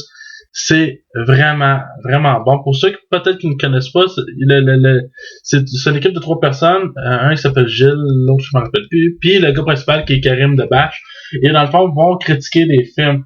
Mais on n'y va pas dans la critique facile. Ah. Il a un travail de montage digne d'Hollywood. Là. C'est vraiment... Il était sur jeuxvideo.com, puis il faisait des critiques de films, ça pognait au bout. Puis quand le contrat fini, lui il a quitté, il a décidé de passer son budget, puis il est parti un peu un affaire comme Kickstarter, mais c'était pas Kickstarter, je m'en rappelle plus du nom malheureusement. Ça a été un énorme succès. Il demandait, je pense, quelque chose comme 50 000. On rapportait 500 000 tellement que c'est tellement que c'est bon. Et je le recommande, c'est pas juste 10 minutes, c'est 15, des fois ça va à 20, 25 minutes. C'est vraiment, vraiment bon. Ça se prononce Chroma et c'est vraiment bon. Sérieusement, là, j'adore ça. Tu m'as convaincu. Je veux dire, ce que tu as dit, tu m'as convaincu, je vais le regarder tantôt. Et c'est sûr que ceux qui t'ont écouté vont probablement aller voir c'est quoi. Écoute, ben c'est très drôle puis c'est vraiment, comme je me répète, c'est vraiment bien réalisé. Non, mais je le sens que t'étais marqué par ça, là. Écoute, tout même. Écoute, t'avais-tu autre chose que tu dire hors sujet? Non, c'est pas mal tout. Je vais te laisser aller à ton hors sujet à toi. Ok. Ben moi, je me suis remis au BD cette semaine. Ah ouais! Écoute, je trouve pas tout le monde, mais ça faisait un bout, là. Je m'étais calmé, manque de temps, d'énergie, whatever, j'avais des livres à lire, tout ça. Et je me suis remis au BD et j'ai lu 2 BD que j'ai commencé cette semaine.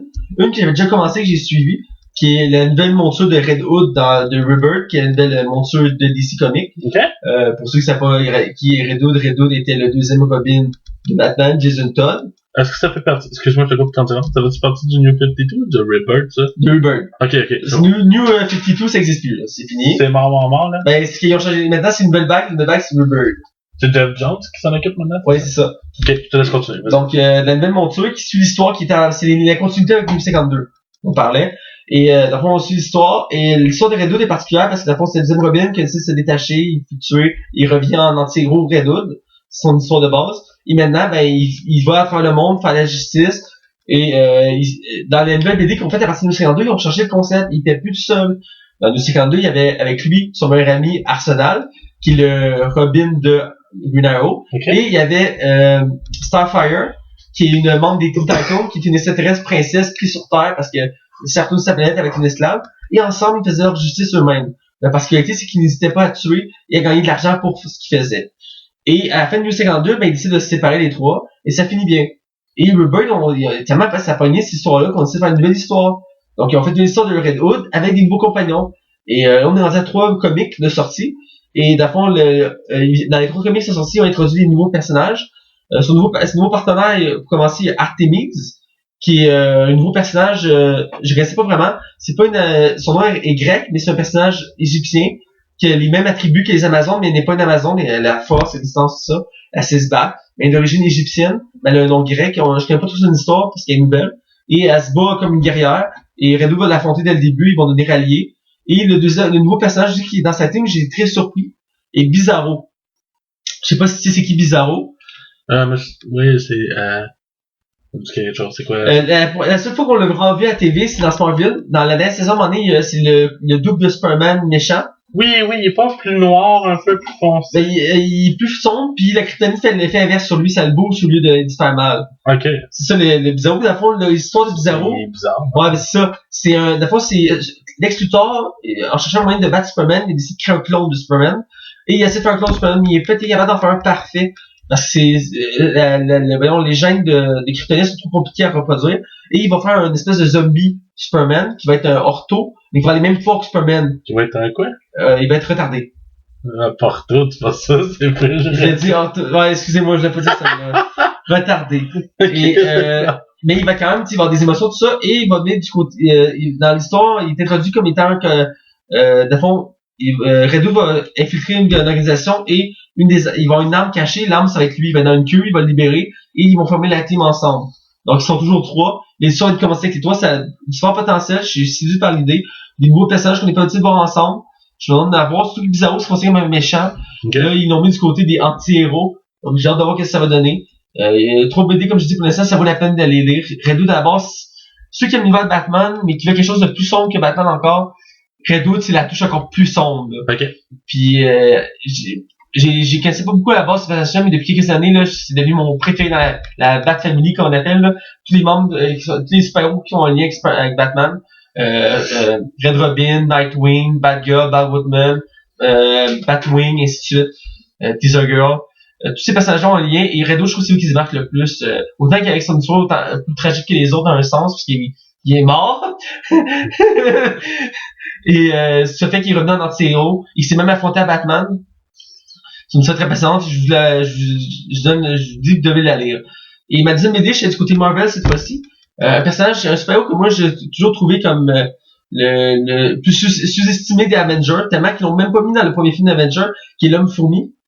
À l'origine, dans les comics, à l'origine des années, les premières années qu'on créé Avengers, c'était le membre fondateur. Le membre fondateur, c'était l'Homme-Fourmi avec la guêpe. Et que, pour moi, c'est le plus sous-estimé parce que ses pouvoirs sont très intéressants. Ils ont fait son film, l'année passée. Ouais, Ant-Man. Et ça a été, écoute. Ça a pas été le plus gros succès au box-office de Marvel. C'était même le plus grand échec de la phase 2, mais c'était un succès pareil. Ouais, ben c'est comme l'intervalle entre la phase 2 et la phase 3, donc quand tu fais juste avec 100 millions, puis c'est considéré comme un échec. Ouais, mais c'est quand même été une découverte, un peu comme Gardien Galaxy, c'était une découverte pour les gens, c'était des personnages que je n'avais pas l'habitude de voir, qu'on connaissait peu. Et moi, Ant-Man, c'était un coup de cœur, je l'avais déjà à la base, je le connaissais par d'autres comics, des séries TV, d'animation à la TV. Et là, je me suis attendu à cette nouvelle BD, parce que vu que le personnage a repris de l'ampleur, ils ont parti d'une nouvelle série sur le Ant-Man qu'on voit dans le film, qui est le deuxième du nom, parce qu'il y a une autre chose qui on en parlera un jour quand on parle du film, et qui m'a irrité à la base, c'est qu'ils ont pas voulu faire l'histoire du premier. Oui, le premier est dans le film, mais c'est un vieux scientifique à retraite qui veut plus se battre. Et ils prennent le nouveau, qui est le deuxième Ant-Man dans les comics, que je trouvais que, à la base, je trouvais pas que c'est le plus intéressant, mais de la façon qu'ils l'ont mis, il est très intéressant. Et ils ont fait une BD dessus, c'est l'incroyable Homme-Fourmi. J'ai lu le premier comic, il en sort un de temps en temps, c'est pas encore fini l'histoire. C'est aussi humoristique. Oui, c'est très humoristique du côté du fait que, tu sais, il grandit, rapetisse, tout ça. Et c'est basé sur l'histoire telle quelle qu'on a vu, expliquer l'histoire qu'on a vu dans le film. Dans le fond, le méchant principal, c'est le méchant du film, mais vraiment plus poussé dans son caractère comique, plus développé. Et l'univers est vraiment mis plus à l'accent, pas juste le Ant-Man, c'est des références avec plein de personnages, dont Iron Man, Captain America, tout ça. Et on les voit de temps en temps qui font des apparitions. Et c'est une nouvelle ambiance que moi j'aime beaucoup. Les gens pensent que c'est un héros peu intéressant. Le film l'a mis d'un côté intéressant, mais il faut vraiment le voir. Il est unique en son genre. On peut dire ça de chaque, mais vraiment lui se démarque de plusieurs super-héros. Dans le top 5 de Marvel, je trouve. Ah ouais, ok. Il est sous-estimé depuis beaucoup d'années. Dans les débuts des années 2000, il a un peu disparu. C'est pour ça que dans le film d'Avengers, à la base, il était pas là, ce qui m'avait déçu. Ben, en fait, c'est parce que ça a été vraiment, pour la production du film de Ant-Man, ça a été un bordel total, ça a pris vraiment plus d'années. Pour de vrai, Ant-Man était censé faire partie de la première phase, avant même le premier Avenger. Et à cause qu'il y a eu des problèmes avec le God Right, ça a été long pour la production, ça a été long de trouver ça a été vraiment un bordel monumental. C'est un des films de Marvel qui ont eu le plus de misère à produire, qu'on est quasiment chanceux qu'il y en ait eu un. C'était vraiment compliqué. Il était censé faire partie de la première phase. Écoute, si ça fait ça avec Gambit, j'ai hâte de voir. Ah ouais, c'est vrai, hein, c'est ça. C'est genre un jour, quelque part dans le cosmos. On l'oublie, ça. Ça, là, il commence à rentrer dans les films qu'on voit, pis... Ça fait 2 ans qu'il le repousse. Un peu que Deadpool l'ont poussé plusieurs années. Puis finalement, ils l'ont fait. Gambit, je suis sûr que ça va faire ça. Ils vont le repousser. À un moment donné, ils vont le faire. Ça va être le boom total. Les X-Men vont revenir à la mode. Les X-Men sont dans leur déclin, là. Ben, je pense que Logan va peut-être remonter à la cote un peu. Ouais, Logan, ça a un fort potentiel. Mais surtout qu'il est dans tous les films d'X-Men. C'est comme la trame de base, là. Dans 4 mois et demi qui sort le film. C'est intéressant. Ah, ça va être débile. Bref, c'était mon hors sujet. Allez voir ces 2 BD-là. Il y en a plein d'autres à voir. Je recommence à en lire. Mais ces 2-là, c'est 2 qui valent le détour. Amplement. Hein? Amplement, effectivement. Alors, sans plus attendre, ben, cette semaine, on parle de quoi? On parle du nouveau Ghostbuster. Fait qu'on se rejoint de l'autre côté. Oh yeah! Attention, la section qui suit ne contient aucun spoiler. Attention, la section qui suit ne contient aucun spoiler. Alors, nous, de l'autre côté, du côté des non-spoilers. Alors, ici, cette semaine, nous, on parle de quoi? On parle du nouveau film Ghostbuster qui est un reboot du premier film original. Ben, en fait, de la saga, il y a eu 2 films avant. Faut quand même le dire. Et ils ont décidé de faire un reboot avec une version féminine. Donc, on va pas se vendre 4 hommes et 4 femmes. Faire une histoire vraie, pour ceux qui connaissent pas Ghostbusters, dans le fond, c'est 4 personnes. L'original, c'est 4 hommes qui décident de se réunir parce qu'il y a de plus en plus de fantômes dans la ville de New York et de faire une compagnie qui chasse les fantômes de Ghostbusters. Et la nouvelle monture, c'est dans le même esprit. C'est 4 femmes qui se font relier une à l'autre à cause des fantômes et qui vont s'entraider pour partir d'une compagnie pour chasser les fantômes. Et là, on suit leur péripétie pour, à travers leur quête de traquer les fantômes et de régler le problème et de se faire connaître de plus en plus par la ville, parce que les gens, comme toi et moi, on croit pas aux fantômes. Donc quand on dit il y a des fantômes dans la ville, personne y croit. Donc c'est très humoristique à la base. Le premier film était très drôle, le deuxième aussi. Un petit peu moins bon que le premier pour Ghostbusters, je pense que t'es d'accord avec moi. Ouais, pour les deux premiers. Autant que le 2, je l'aime beaucoup. Le premier, c'est nettement classique. Et surtout que la chanson Ghostbusters, que tout le monde connaît, Ghostbusters. Qui était pas une composition originale je me rappelle plus de l'auteur de la version du film. C'était une version reprise d'un autre artiste, ça veut dire ça? Ah, je savais ça avait fait poster pour cette chanson-là. Ah, je savais pas. Parce que le remake du nouveau film, on va en reparler. Ah, mais... ouais, on peut en parler tout de suite. Okay. Ça, c'est plus ou moins grave. Le gars Fall Out Boy et l'autre fille, j'oublie malheureusement son nom. Ah, c'est dégueulasse. Oh mon dieu. Pourquoi ils ont pris cette chanson-là? À la limite, elle aurait pu juste arranger du son qui soit peut-être plus actuel à la limite. Mais c'est mauvais comme reprise de chanson. Seigneur, pis elle joue dans le film, à un moment donné, je suis comme, arrêtez, c'est supplice. Pourquoi j'avais pas mis l'original? Elle a même pas mis l'original. Bref, on va s'attarder au film avant de s'énerver. Le film est réalisé par Paul Feig. Ouais. Connu entre autres pour les films récents de Spy et Bridesmaids. Et il travaille actuellement sur le remake français de Intouchable pour la version américaine qui va avoir Kevin Hart et Bryan Cranston. Ça risque vraiment d'être intéressant. Ça a du potentiel, surtout que la version originale est devenue un film culte en France. C'est vraiment un très bon film. Ça, il faut que je le vois d'ailleurs, c'est dans ma liste. Et donc, c'est un réalisateur relativement récent pour se faire connaître dans les films. Il a été acteur aussi un peu. Ouais. Donc c'est quand même Spy, j'ai trouvé c'est quand même une bonne comédie, j'ai passé un bon moment, ça m'a surpris. Avec c'est un bon film. Ça nous permis de connaître Melissa McCarthy. Merci. C'est une actrice. Mais c'est sa chouchou, hein. Ouais, elle fait Duo d'enfer avec Sandra Bullock, elle fait Spy, il fait Bridesmaid, puis là justement Ghostbusters. C'est vraiment son actrice chouchou. C'est un réalisateur, je veux dire, récemment, il a fait une prestation, on va parler du film, mais quand même, il a remis à jour un classique. Ouais. Donc, en tout cas, on va y venir. Ouais. Après, on va parler des 4 actrices principales, parce que maintenant, c'est 4 actrices. Mm-hmm. Je vais te laisser prononcer, parce que moi, les noms... c'est ça, on a le duo de 4 femmes, on a le duo des 4 femmes, ça. Les 4 rares. Les quatords. Les quatords? Quatords, ok. On a Melissa McCarthy, on a Kristen Wiig, Kate McKinnon et Leslie Jones, qui feront toute partie du Saturday Night Live. Ouais, et les deux derrière, c'est les moins connus, si on peut dire. Leslie Jones, c'est beaucoup de stand-up aux États-Unis, les autres. Ouais. Alors, ici, c'est un peu normal qu'on les connaisse moins, mais ils ont respecté l'essentiel que c'est des acteurs qui proviennent du Saturday Night Live, comme les deux premiers originales Ghostbusters. Ouais. Qui étaient, ça, ils pouvaient pas. Avec Bill Murray, tout ça. Et on a l'acteur qu'on a vu justement dans Thor. Écoute, il a fait plein de films. Chris Hemsworth. C'est un des chouchous du cinéma en ce moment. Il fait plein de films et les gens l'aiment. C'est une découverte dans le cinéma, je trouve. Je l'aime vraiment beaucoup, moi. Personnellement, Chris Hemsworth, je trouve vraiment que c'est un bon acteur. Mais dans ce film-là... En tout cas, on va revenir. Ouais. Donc, ça, c'est les acteurs principaux du film. Et aussi important, les acteurs originaux de la série des 2 premiers films font des apparitions. Ils font des caméos, ouais. Exact. On va en reparler dans la séance spoiler parce qu'ils font des caméos. Même l'acteur qui est mort des Ghostbusters. Ça, on peut le dire, apparaît en statuette. Ouais, il fait une statuette sur un hommage. Faut vraiment que tu le remarques pour le voir. Tu vois 2 secondes. Et en passant le film, je vais parler tout de suite du box-office. Parce que, dans le fond, le film, c'est un échec. Il a été rentable. Ça, y a pas de problème. Mais je pense qu'il était beaucoup en dessous des prévisions prévues. Moi, j'avais estimé qu'il aurait fait 300 millions. Ok. Il avait fait plus bas que ça. Le film a coûté 114 millions. C'est pas rien. C'est un bon budget pareil pour une comédie. Ouais. Et, mais il n'a rapporté que 229 $. Alors, il n'a rapporté... $? 229 $? 129 millions de dollars. 129 millions. Hey, je suis désolé. C'est un échec lamentable. C'était un gros échec. Mais les films, quand déjà fait ça, tu reviendrais là-dessus un matin. C'est bien rentable, bien remboursé. Puis probablement qu'avec les Blu-ray, ils vont monter encore un peu plus. Mais c'est un échec total pour une comédie. Surtout sur une franchise aussi grosse que Ghostbusters qui n'a pas vieilli. Ben oui. La série des 2 premiers films est encore très populaire. Celle-là, malheureusement, je pense classique, là. Qu'on l'aime ou qu'on n'aime pas, je pense que malheureusement, ce film-là va tomber dans l'oubli.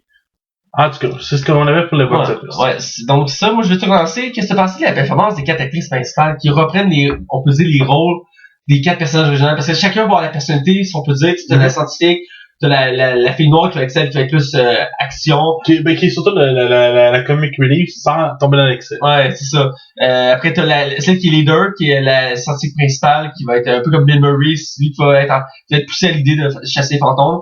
Et puis t'as l'autre aussi Tello un peu plus là, qui est professeur. C'est qui crée des objets qui vont servir pour casser les fantômes. Donc qu'est-ce que t'as pensé d'une nouvelle version là? Moi, Melissa McCarthy, c'est pas une actrice que j'aime tant. Pour vrai, pis c'est pas, parce qu'elle est pas jolie, pas laide, mais en tout cas, c'est pas ça que je veux en venir. C'est pas une question de physique. C'est la question de ses interprétations. C'est pas une actrice qui vient me chercher nécessairement. Je trouve ça plate parce que probablement qu'elle est capable du mieux comme tu peux. Ouais.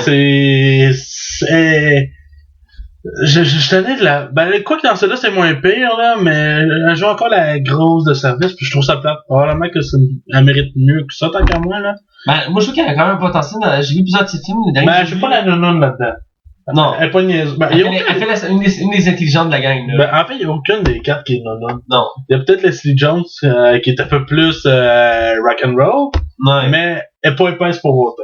Je pense qu'ils ont voulu faire attention avec ça pour pas, tout de suite tomber dans les stéréotypes. Mais, moi, je vais te poser une question. Toi, t'en pensais quoi, à la base, d'avoir un casting purement féminin? Ben écoute, c'est ça, sur le coup, ça surprend. Tu sais, ils ont pas être un reboot. Là, il va être les acteurs qui jouent être dedans. Ouais, là, il y a eu qu'un Harold Ramis est décédé. Ouais. Puis le réalisateur des deux premiers voulait plus le faire. C'est ça. Sur le coup, j'étais pas sûr. Je voulais pas trop me prononcer. Je peux dire que j'ai des a priori, on s'entend. C'est une tendance beaucoup ces temps-ci, j'en ai parlé pour les comics, tout ça, qu'ils veulent faire sur des personnages plus féminins, des personnages en version femme ou en version d'autres nationalités. Mm-hmm. Et ça, c'est dans cette vague-là. Et j'étais pas sûr. Là, je viens après par l'annonce, je fais d'accord. Et les gens critiquaient déjà beaucoup, il y a beaucoup des critiques très virulentes. Ouais. Les gens étaient pas contents, beaucoup. Avant même que le film sorte, ça a été très critiqué. Moi, j'ai resté sceptique, je trouvais ça intéressant. J'étais pas déçu à la base, je trouvais qu'il y avait du potentiel.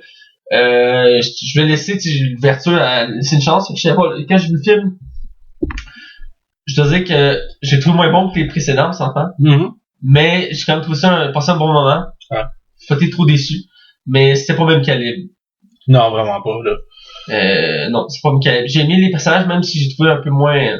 J'ai trouvé moins intéressant. C'est ça. C'est plate à dire. T'as parlé de Melissa McCartney, mais si on voit avec les autres, Kristen Wiig, qui est elle qu'on suit au début du film, c'est elle qui introduit l'univers, qui est une actrice quand même qui s'est de plus en plus connaître, qui fait des rôles très variés, elle fait plus juste la comédie maintenant. Ça fait du drame aussi. Ouais, c'est ça, puis je trouve qu'elle est très bonne comme actrice. Oh oui, j'aime beaucoup. J'ai rien contre le casting en soi. Moi, si tu me permets de balancer avec la question que tu as posée sur le fait que le casting est féminin, moi, ça me dérange. Je sais pas lancé. Non, mais c'est pas correct. Ça me dérangeait pas un casting féminin en soi.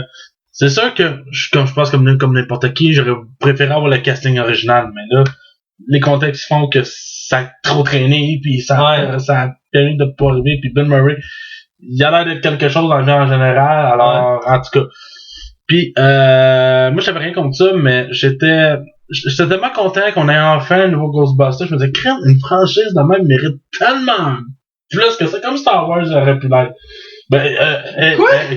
En fait, excuse-moi. Ouais, mais je me disais que ça méritait vraiment, genre, de pas gens en avant. Ouais. Et, mais je suis ambigu face au film. Ok. Ben, on va revenir d'ici peu, mais pour finir le tour d'horizon, excusez-moi.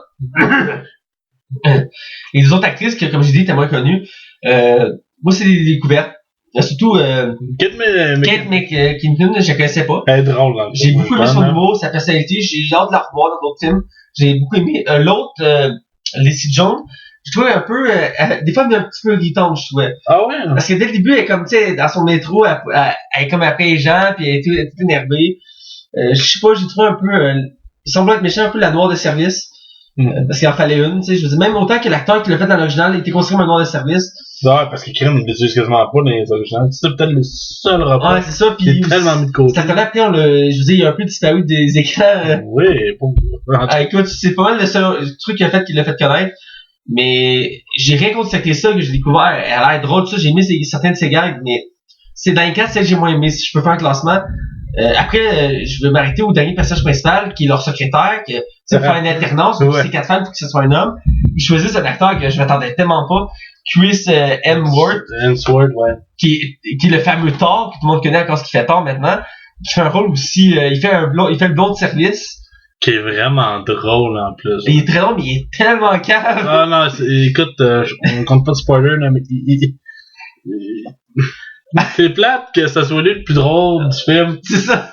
Parce que j'aurais voulu dire, les filles là-dedans sont mourantes. Mais c'est lui qui vient remonter le film pour qu'il rende le film plus, en tout cas, il est vraiment drôle. On a fait le tour, mais on n'a pas parlé du méchant. L'acteur qui est le méchant. Ah, c'est vrai, il y a un méchant là-dedans. C'est vrai, oui, hein, il y a un méchant. Tellement oubliable comme méchant. Malheureusement, on a oublié de prendre la peine de parler de l'acteur. J'aimerais ça que tu aies rapidement chez mon acteur parce que c'est lui qui porte l'histoire sur le dos parce qu'en tant que tel, sans lui, il n'y aurait pas les fantômes parce que l'histoire commence que les fantômes sont pas là. Tu sais, je veux dire, c'est des légendes, ça.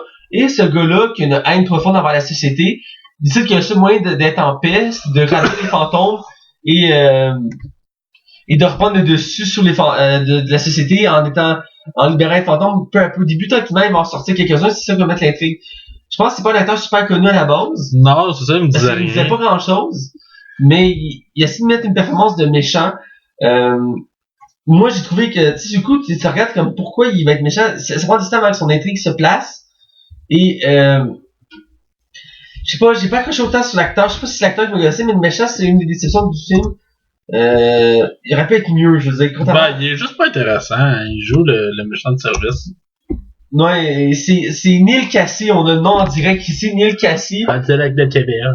Je crois que c'est ben quand même. Je le connais pas personnellement, mais son visage, je sais qu'il est connu pour quelque chose d'autre. Malheureusement, j'arrive pas à mettre le doigt dessus. Et il est pas super. On le regarde et comme on sait qu'il est connu, pourquoi je sais pas pourquoi ils ont pris lui en tant que tel. C'est une raison particulière. Mais je pense pas que c'était le best choix pour le film, ça a pas aidé. Ah, il fait partie de Saturday Night Live. Ah, c'est pour ça qu'il est là. Ok, c'est bon. C'est pour ça qu'il est là. Désolé, là, c'est rare qu'on fait ça en direct. Ouais, mais là, t'es trop troublé, là. T'es trop troublé. Ouais, c'est un des défauts du film, c'est le méchant, là. Il manque de quoi, là, de viande. Il est juste poche. Son but, il est comme un peu, c'est poche. T'as-tu remarqué que le nom du film a changé de Ghostbusters en Blu-ray DVD?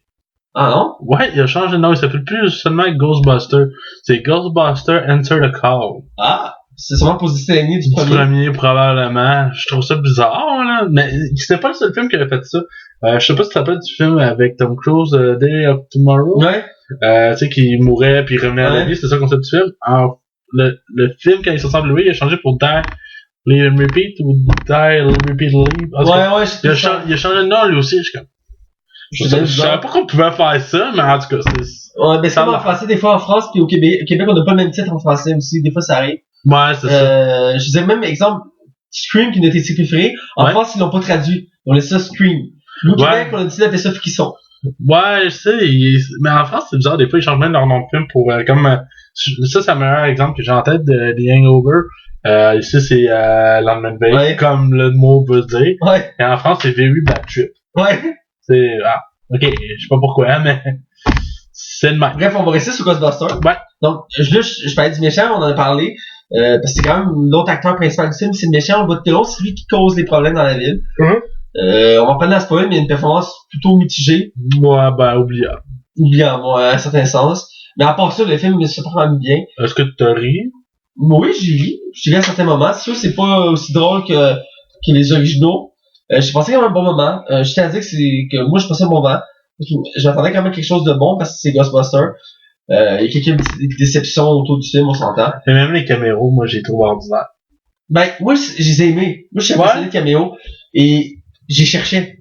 Le bus, je l'ai pas vu sur le coup, j'ai dû le vérifier après cette internet. Ah, moi, je trouve que celui de Bill Murray, qui est vraiment pas subtil, il se lève même pas de sa chaise. En tout cas.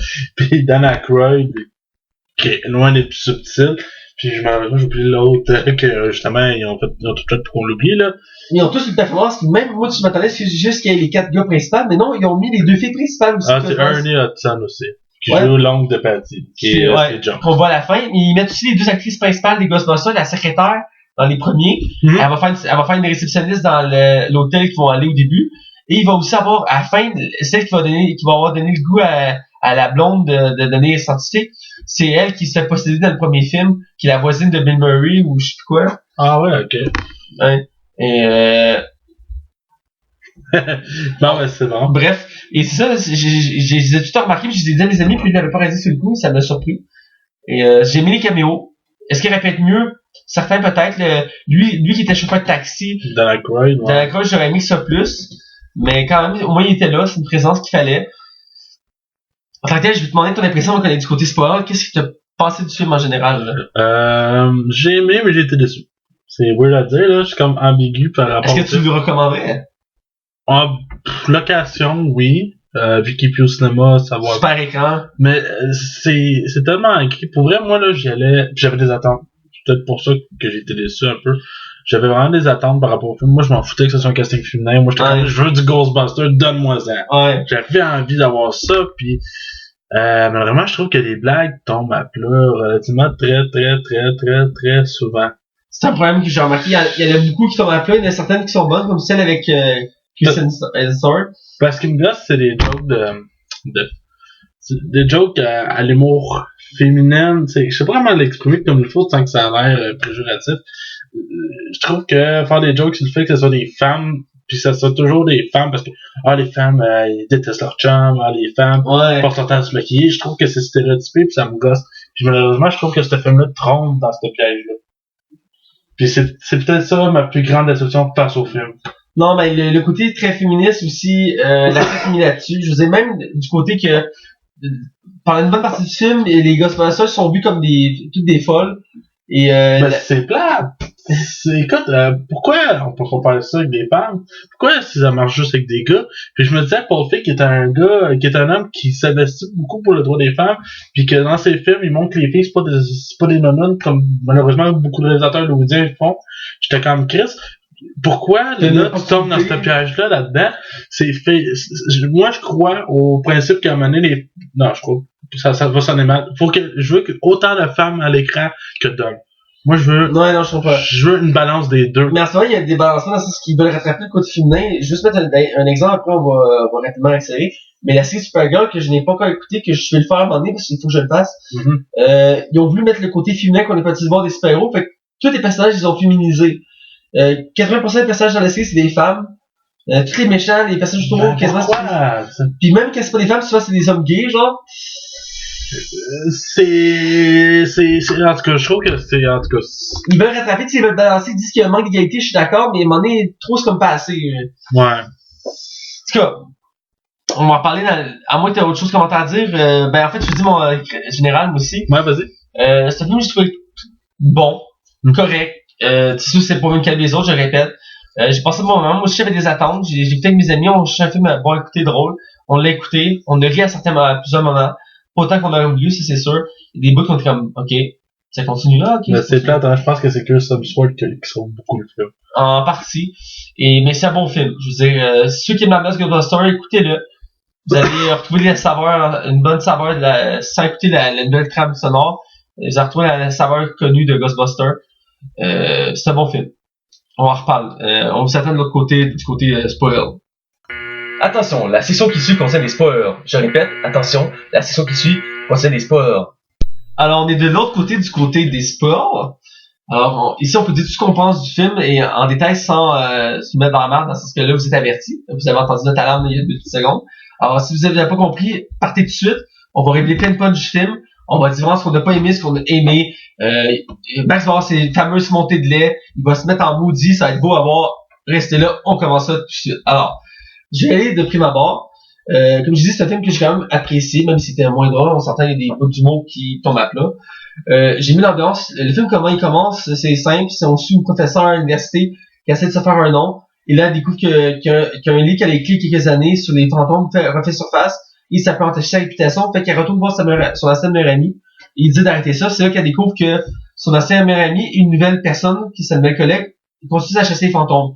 Et elle trouve ça absurde. Les fantômes, ça n'existe pas là. C'est une connerie. Puis là, elle espérait non, parce que en fait, j'ai sauté, mais il y a un préambule que ça se passe dans un musée et on introduit que l'univers des fantômes. On comprend pas ce qui se passe, les fantômes sont là, puis c'est bien fait, là. Les effets spéciaux sont quand même bien faits, là. Je sais pas si t'es d'accord avec moi, là, mais... Non, écoute, les fantômes, j'aime les couleurs qui ont donné des fantômes. Ouais, c'est vraiment... Bleu, flash, vert, tout du fluorescent.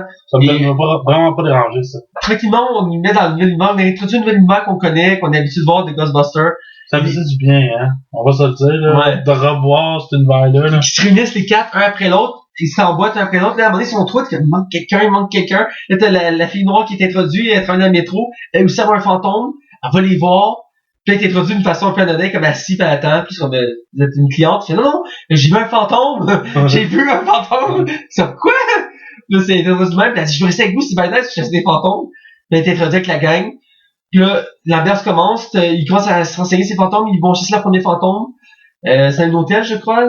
C'est pas un show, c'est pas un spectacle? Oui, c'est un spectacle, c'est ça. Avec Ozzy Osbourne. Ouais, oui, c'est vrai. C'est qui est random là-dedans? C'est vrai, il y a Ozzy qui fait un caméo dans le film. Il fait un show d'Ozzy. Il est vraiment random. Puis ils se battent, puis ils chantent, puis c'est comme ça. Oh my god, c'est le démon, parce qu'il y a un dragon qui sort, puis il pense qu'il a de la pyrotechnie. Puis il commence à chanter. Mais c'est pas Ozzy qui chante. Il est juste là, dans le fond, c'est le groupe qui est sur le stage, c'est la première partie d'Ozzy. Oui, c'est la première partie d'Ozzy, c'est le chanteur, il chante, il pense que c'est de la pyrotechnie. Puis là, le dragon, il passe, puis il embarque, puis il attaque le dragon. Bref. C'est la première fois qu'on voit les fantômes se battre contre, les Ghostbusters se battre contre les fantômes. J'ai beaucoup aimé cette séquence-là. J'aimais bien les scènes d'action. Ils sont beaucoup plus poussées que dans la scène parce que la technologie est plus ça pour aider. Surtout qu'on a plusieurs types d'armes. À un certain moment, on se va s'entraîner avec des armes.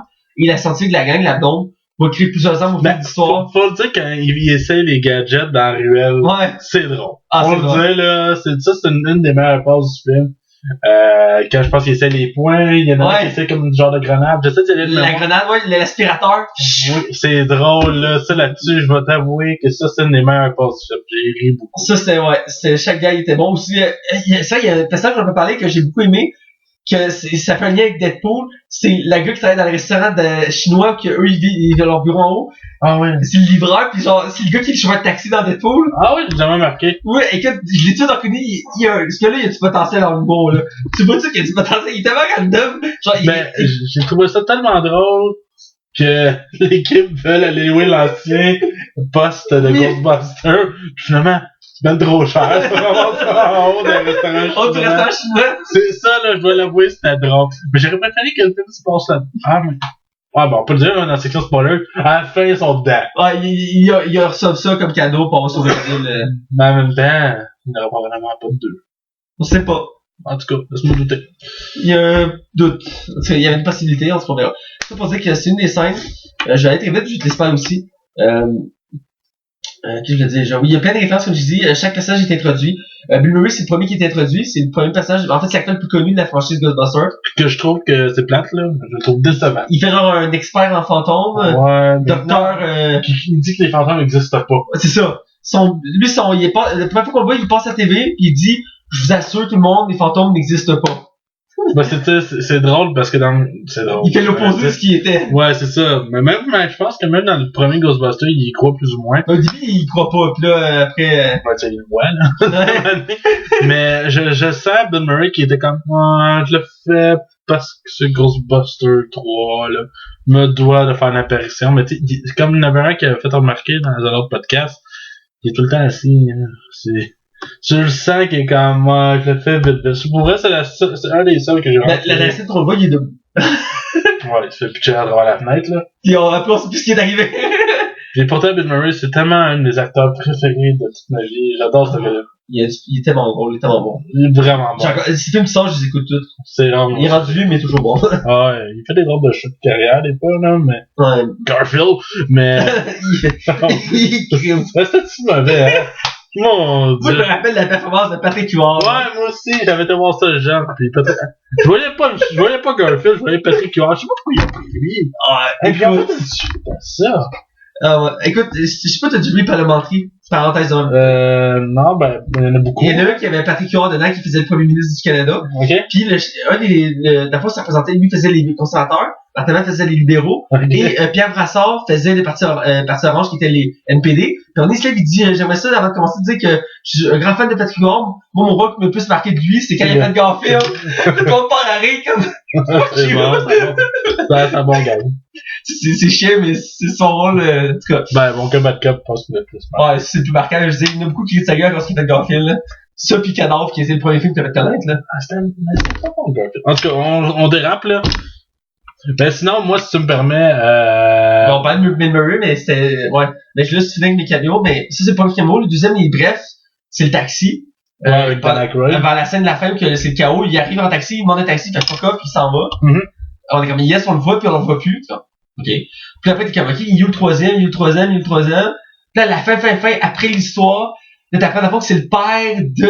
Non, c'est l'oncle. Oh, non, excuse, c'est l'oncle de la fille noire dentée. Ouais. Je sais pas s'il joue son propre rôle. Ben, il est propriétaire d'un centre funéraire. Ouais. Puis il a prêté le véhicule parce qu'il est fait qu'il y a un véhicule. Ah ouais, parce qu'il y a des corbillards, là. Qui ont peinturé pour ça pareil. Ouais, mais il est cool, ben. Puis qui se crappe à la fin du film. Ouais, c'est vrai. T'es comme tabarnak! C'est l'emblème du film. On en parle-tu de la scène finale du film? Je te laisse en parler. La grosse scène d'action. Vas-y. Ben, en fait, C'était la introduisons par du méchant, parce que je sais que tu Ouais. t'as de quoi dire sur le méchant. En fait, plus ou moins. En fait, ce qui arrive, c'est que le méchant principal, je vous l'annonce, là, si vous l'avez pas vu, décide de se suicider, puis de transformer comme étant un maître des fantômes. Puis il y a un corps, il rentre dans le corps de Chris Hemsworth, le secrétaire. Puis dans le fond, il devient super méchant, avec des super pouvoirs, super musclé, tu sais. Dans le fond, c'est ça.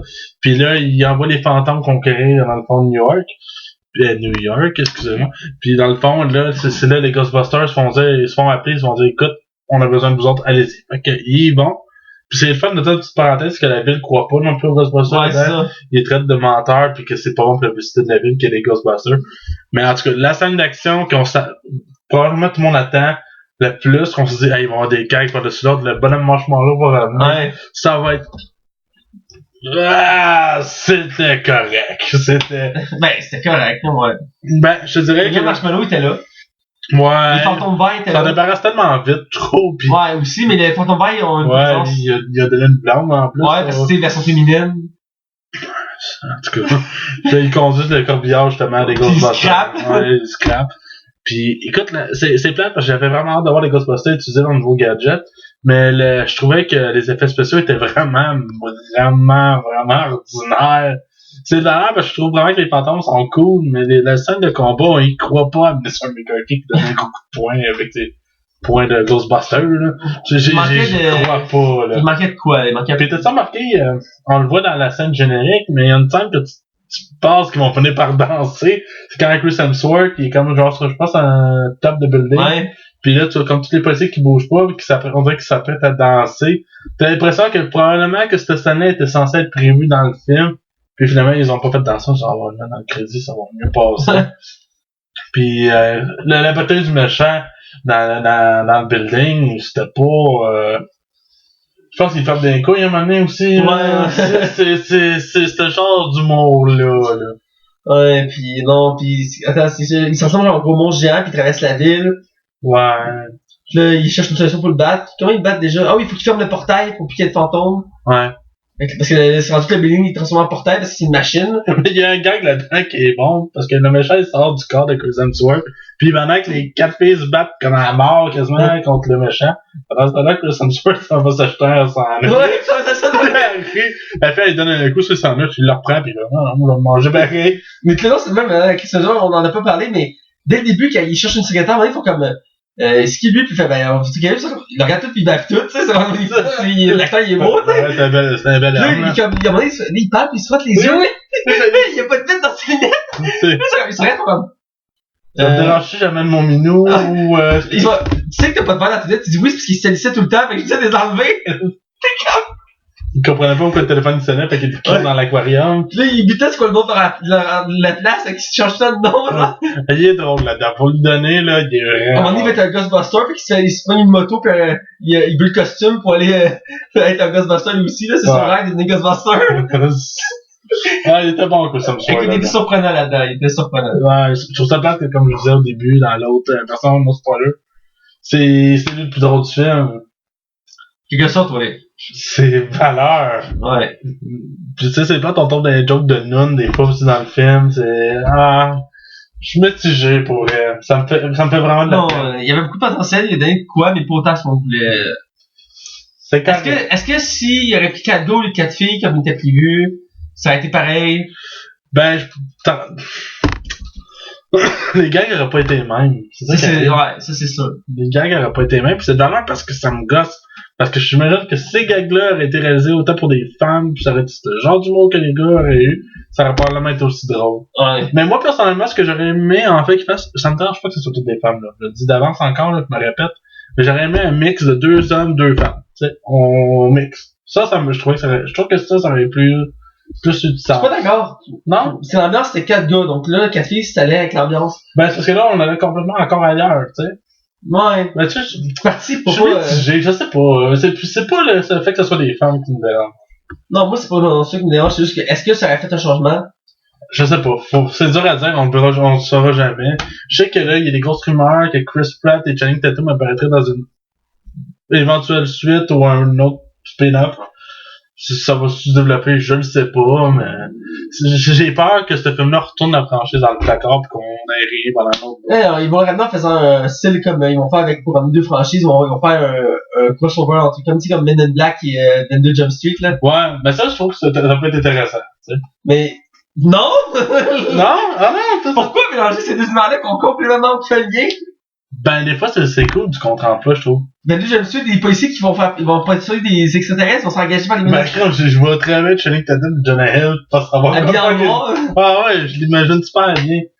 Avec, Ice Cube, qui est comme full en crise. Ouais, il joue Kay, là. Écoute, de temps en temps, je veux sur YouTube juste écouter la scène de Jump Street. Excusez-moi, là, je pense que c'est une des scènes les plus drôles que j'ai vues de ma vie. Écoute, si vous l'avez pas vu, ok, ou ceux qui l'avez vu, vous savez tout de quoi je parle. J'ai même pas besoin de la dire, vous savez de quoi je parle. Ouais. En tout cas, on s'attend pas là-dessus. Écoute, je pense qu'on est au bout de dire notre note. Ouais. Donc, comme d'habitude, je laisse aller sur ta lancée. Alors, qu'est-ce que tu notes? Je donne un 2.5 sur 5. Ah ouais? Je donne la note de moyenne. C'est pas mauvais, mais c'est pas extraordinaire. Ouais. C'est en dessous de mes attentes. C'est un film à voir de côté, tu sais, ça, c'est super écran. Ouais. Ben, tu sais, c'est une bonne location d'un soir, je pense. Moi, je pense à un bon moment avec mes amis, je sais. Avec 2.5? Ouais, 2.5. Toi, tu lui donnes combien? Ben, moi, je pense que j'ai un petit peu plus apprécié que toi. Je dirais un petit peu, tout le temps, on est comme, bon, comme Backup, Yin et Yang, c'est bien correct. Batman, Superman. Mais c'est, ouais. Non, c'est chiant un peu. Mais c'est le fun d'avoir comme deux constats, tu sais. Punisher dans les vols. Ouais. En tout cas, on reviendra là-dessus. Il est pas d'accord avec mon choix? Non. Bref. Pas de choix. Non, je parle dans la série. La série. Ok. Mais tu peux être dans les vols, moi j'ai des Punisher. Je pensais que tu m'avais encore, c'est fait que j'avais aimé dans les vols. En tout cas, c'est un lien aussi. Ça, là, tu vas me suivre longtemps. Je sais que t'as hâte qu'on fasse une émission là-dessus pour que tu mettes les points sur les i. Ouais, je pense que ça va être mon cadeau de Noël. Ah, c'est clair. Avec Deadpool. Tu donnes combien, là? C'est la plus longue introduction entre les deux pour la note. On bat des records à chaque émission. 3 sur 5. Je donne un petit peu mieux que toi. Ah, c'est bon. Ben, j'ai un petit peu plus apprécié. J'ai passé un bon moment avec mes amis. On a passé un bon moment, on a ri. Pas autant qu'on a vu, mais c'est un bon film. Ouais. Surtout pour les fans. Alors, 2.5? Toi, moi 3. 2.5 pour moi, 3 pour toi. Ouais. Donc, c'est ça. Donc, là, on va aller avec, moi, vous pouvez toujours me suivre sur Facebook, à Mathieu Bellec Prévost. Vous pouvez nous suivre sur mon page qui est les productions 3 étoiles. Là, ils vont travailler sur un projet ça longtemps parce qu'ils n'ont pas le temps. Mais éventuellement, ils vont avoir de quoi qui va sortir. Ils vont le promettre depuis 2 mois. Le problème avec nos projets, c'est que quand on veut, plus c'est dur d'avoir un horaire fixe. Quand on est nous 2, max, ça va bien, on se fixe une journée. Quand on est 3, c'est plus difficile. Et ce qui a donné ces temps-ci, je sais pas qu'un pouvait, l'autre pouvait pas, c'est le destin. Et là, moi, Ismaël, qui est un de mes collaborateurs, on est écœurés, on veut finir ça. Je sais que je le répète. Ben, faites un sketch de fin, tant qu'à faire, ça va être plus facile. Ben, je disais, on veut faire plusieurs sketchs. C'est que lui qu'on avait prévu, il était à Port Madeleine, on a un gros projet en tête. C'était compliqué parce que là, il fallait faire image par image, il fallait enregistrer les voix. On s'est mis quelque chose d'ambitieux, on a peut-être pas dû faire tout de suite, mais on veut le finir parce qu'on veut le faire. Donc, restez à l'affût. Je sais que ça fait longtemps que j'en parle. Je désespère pas de le finir. Je veux le faire avant Noël. Je le promets. Donc, ça, c'est ce qu'on peut nous suivre. C'est beau et Max. clair, là. Ouais, marche à l'ordre. Toi, qu'on peut te suivre, hein, Max? Bon, ok. Vous pouvez suivre la. C'est tout le temps qu'on avait. M'en va, bébé? Crème, je suis déjà plus stable que ton maudit poids. Je vous apprends que j'ai un nouveau commentaire la semaine prochaine. Max s'en va, il quitte l'émission. Ouais, ça se passe chez nous, c'est ça le problème. Il va le faire dehors avec des conteneurs blanches. Vous pouvez me suivre @Max Taillon sur Twitter. Vous pouvez suivre sur Facebook Max Taillon. Vous pouvez suivre notre page La Ligue des Cinévores La Ligue des Cinévores sur Facebook, Ligue Cinévores sur Twitter, sur YouTube, c'est La Ligue des Cinévores, sur DJ Pod, La Ligue des Cinévores. Je me répète l'impression. On est sur iTunes. Et là, on finit ça en beauté. On est officiellement sur RZO. Man, ça a été long, ça a été compliqué. Alléluia! J'ai gossé, puis finalement, j'ai fini juste par contacter le gars. Jeff Crump qui s'appelle, puis je lui dis écoute, ça marchait pas, j'essayais, puis finalement c'est beau, c'est réglé, on est officiellement sur RZO. On dit aussi bienvenue aux nouveaux auditeurs qui ont joint. Depuis qu'on est sur RZO, on a augmenté. Je suis vraiment content. Pour ceux qui n'ont pas écouté les autres épisodes au préavant, On veut éventuellement améliorer notre kit de son, comme on dit souvent à la fin de l'épisode. De janvier, on pense avoir des nouveaux micros. Et dans le fond, on veut vraiment améliorer le produit au fur et à mesure. On va faire un top 10 à la fin de l'année, comme on s'est promis. Ouais. Ça va être intéressant. Puis autrement, je pense qu'on a fait le tour. Alors, restez à l'influx, restez des notes. Je veux juste préciser, comme vous avez remarqué, la chronique écrite a été décalée. C'est de ma faute. Vu que j'étais débordé, j'ai pas fait le suivi avec mon chroniqueur. Lucie était débordé, mais c'était mon rôle de vérifier qu'il le fasse. Il l'avait fait, il avait juste oublié de me l'envoyer. Donc, c'est pour ça que j'ai publié vendredi. Je vous assure qu'à partir des prochaines semaines, à chaque 2 semaines, je vais mettre ça le mercredi pour que ça reste stable. C'est une erreur de ma part, donc je vais juste le préciser. Et comme on vous l'a dit au début de l'émission, la semaine prochaine, on parle de Doctor Strange. On est vraiment impatients. Manquez pas ça. Alors, on vous souhaite une bonne fin de soirée. Et on se voit la semaine prochaine. Oh yeah!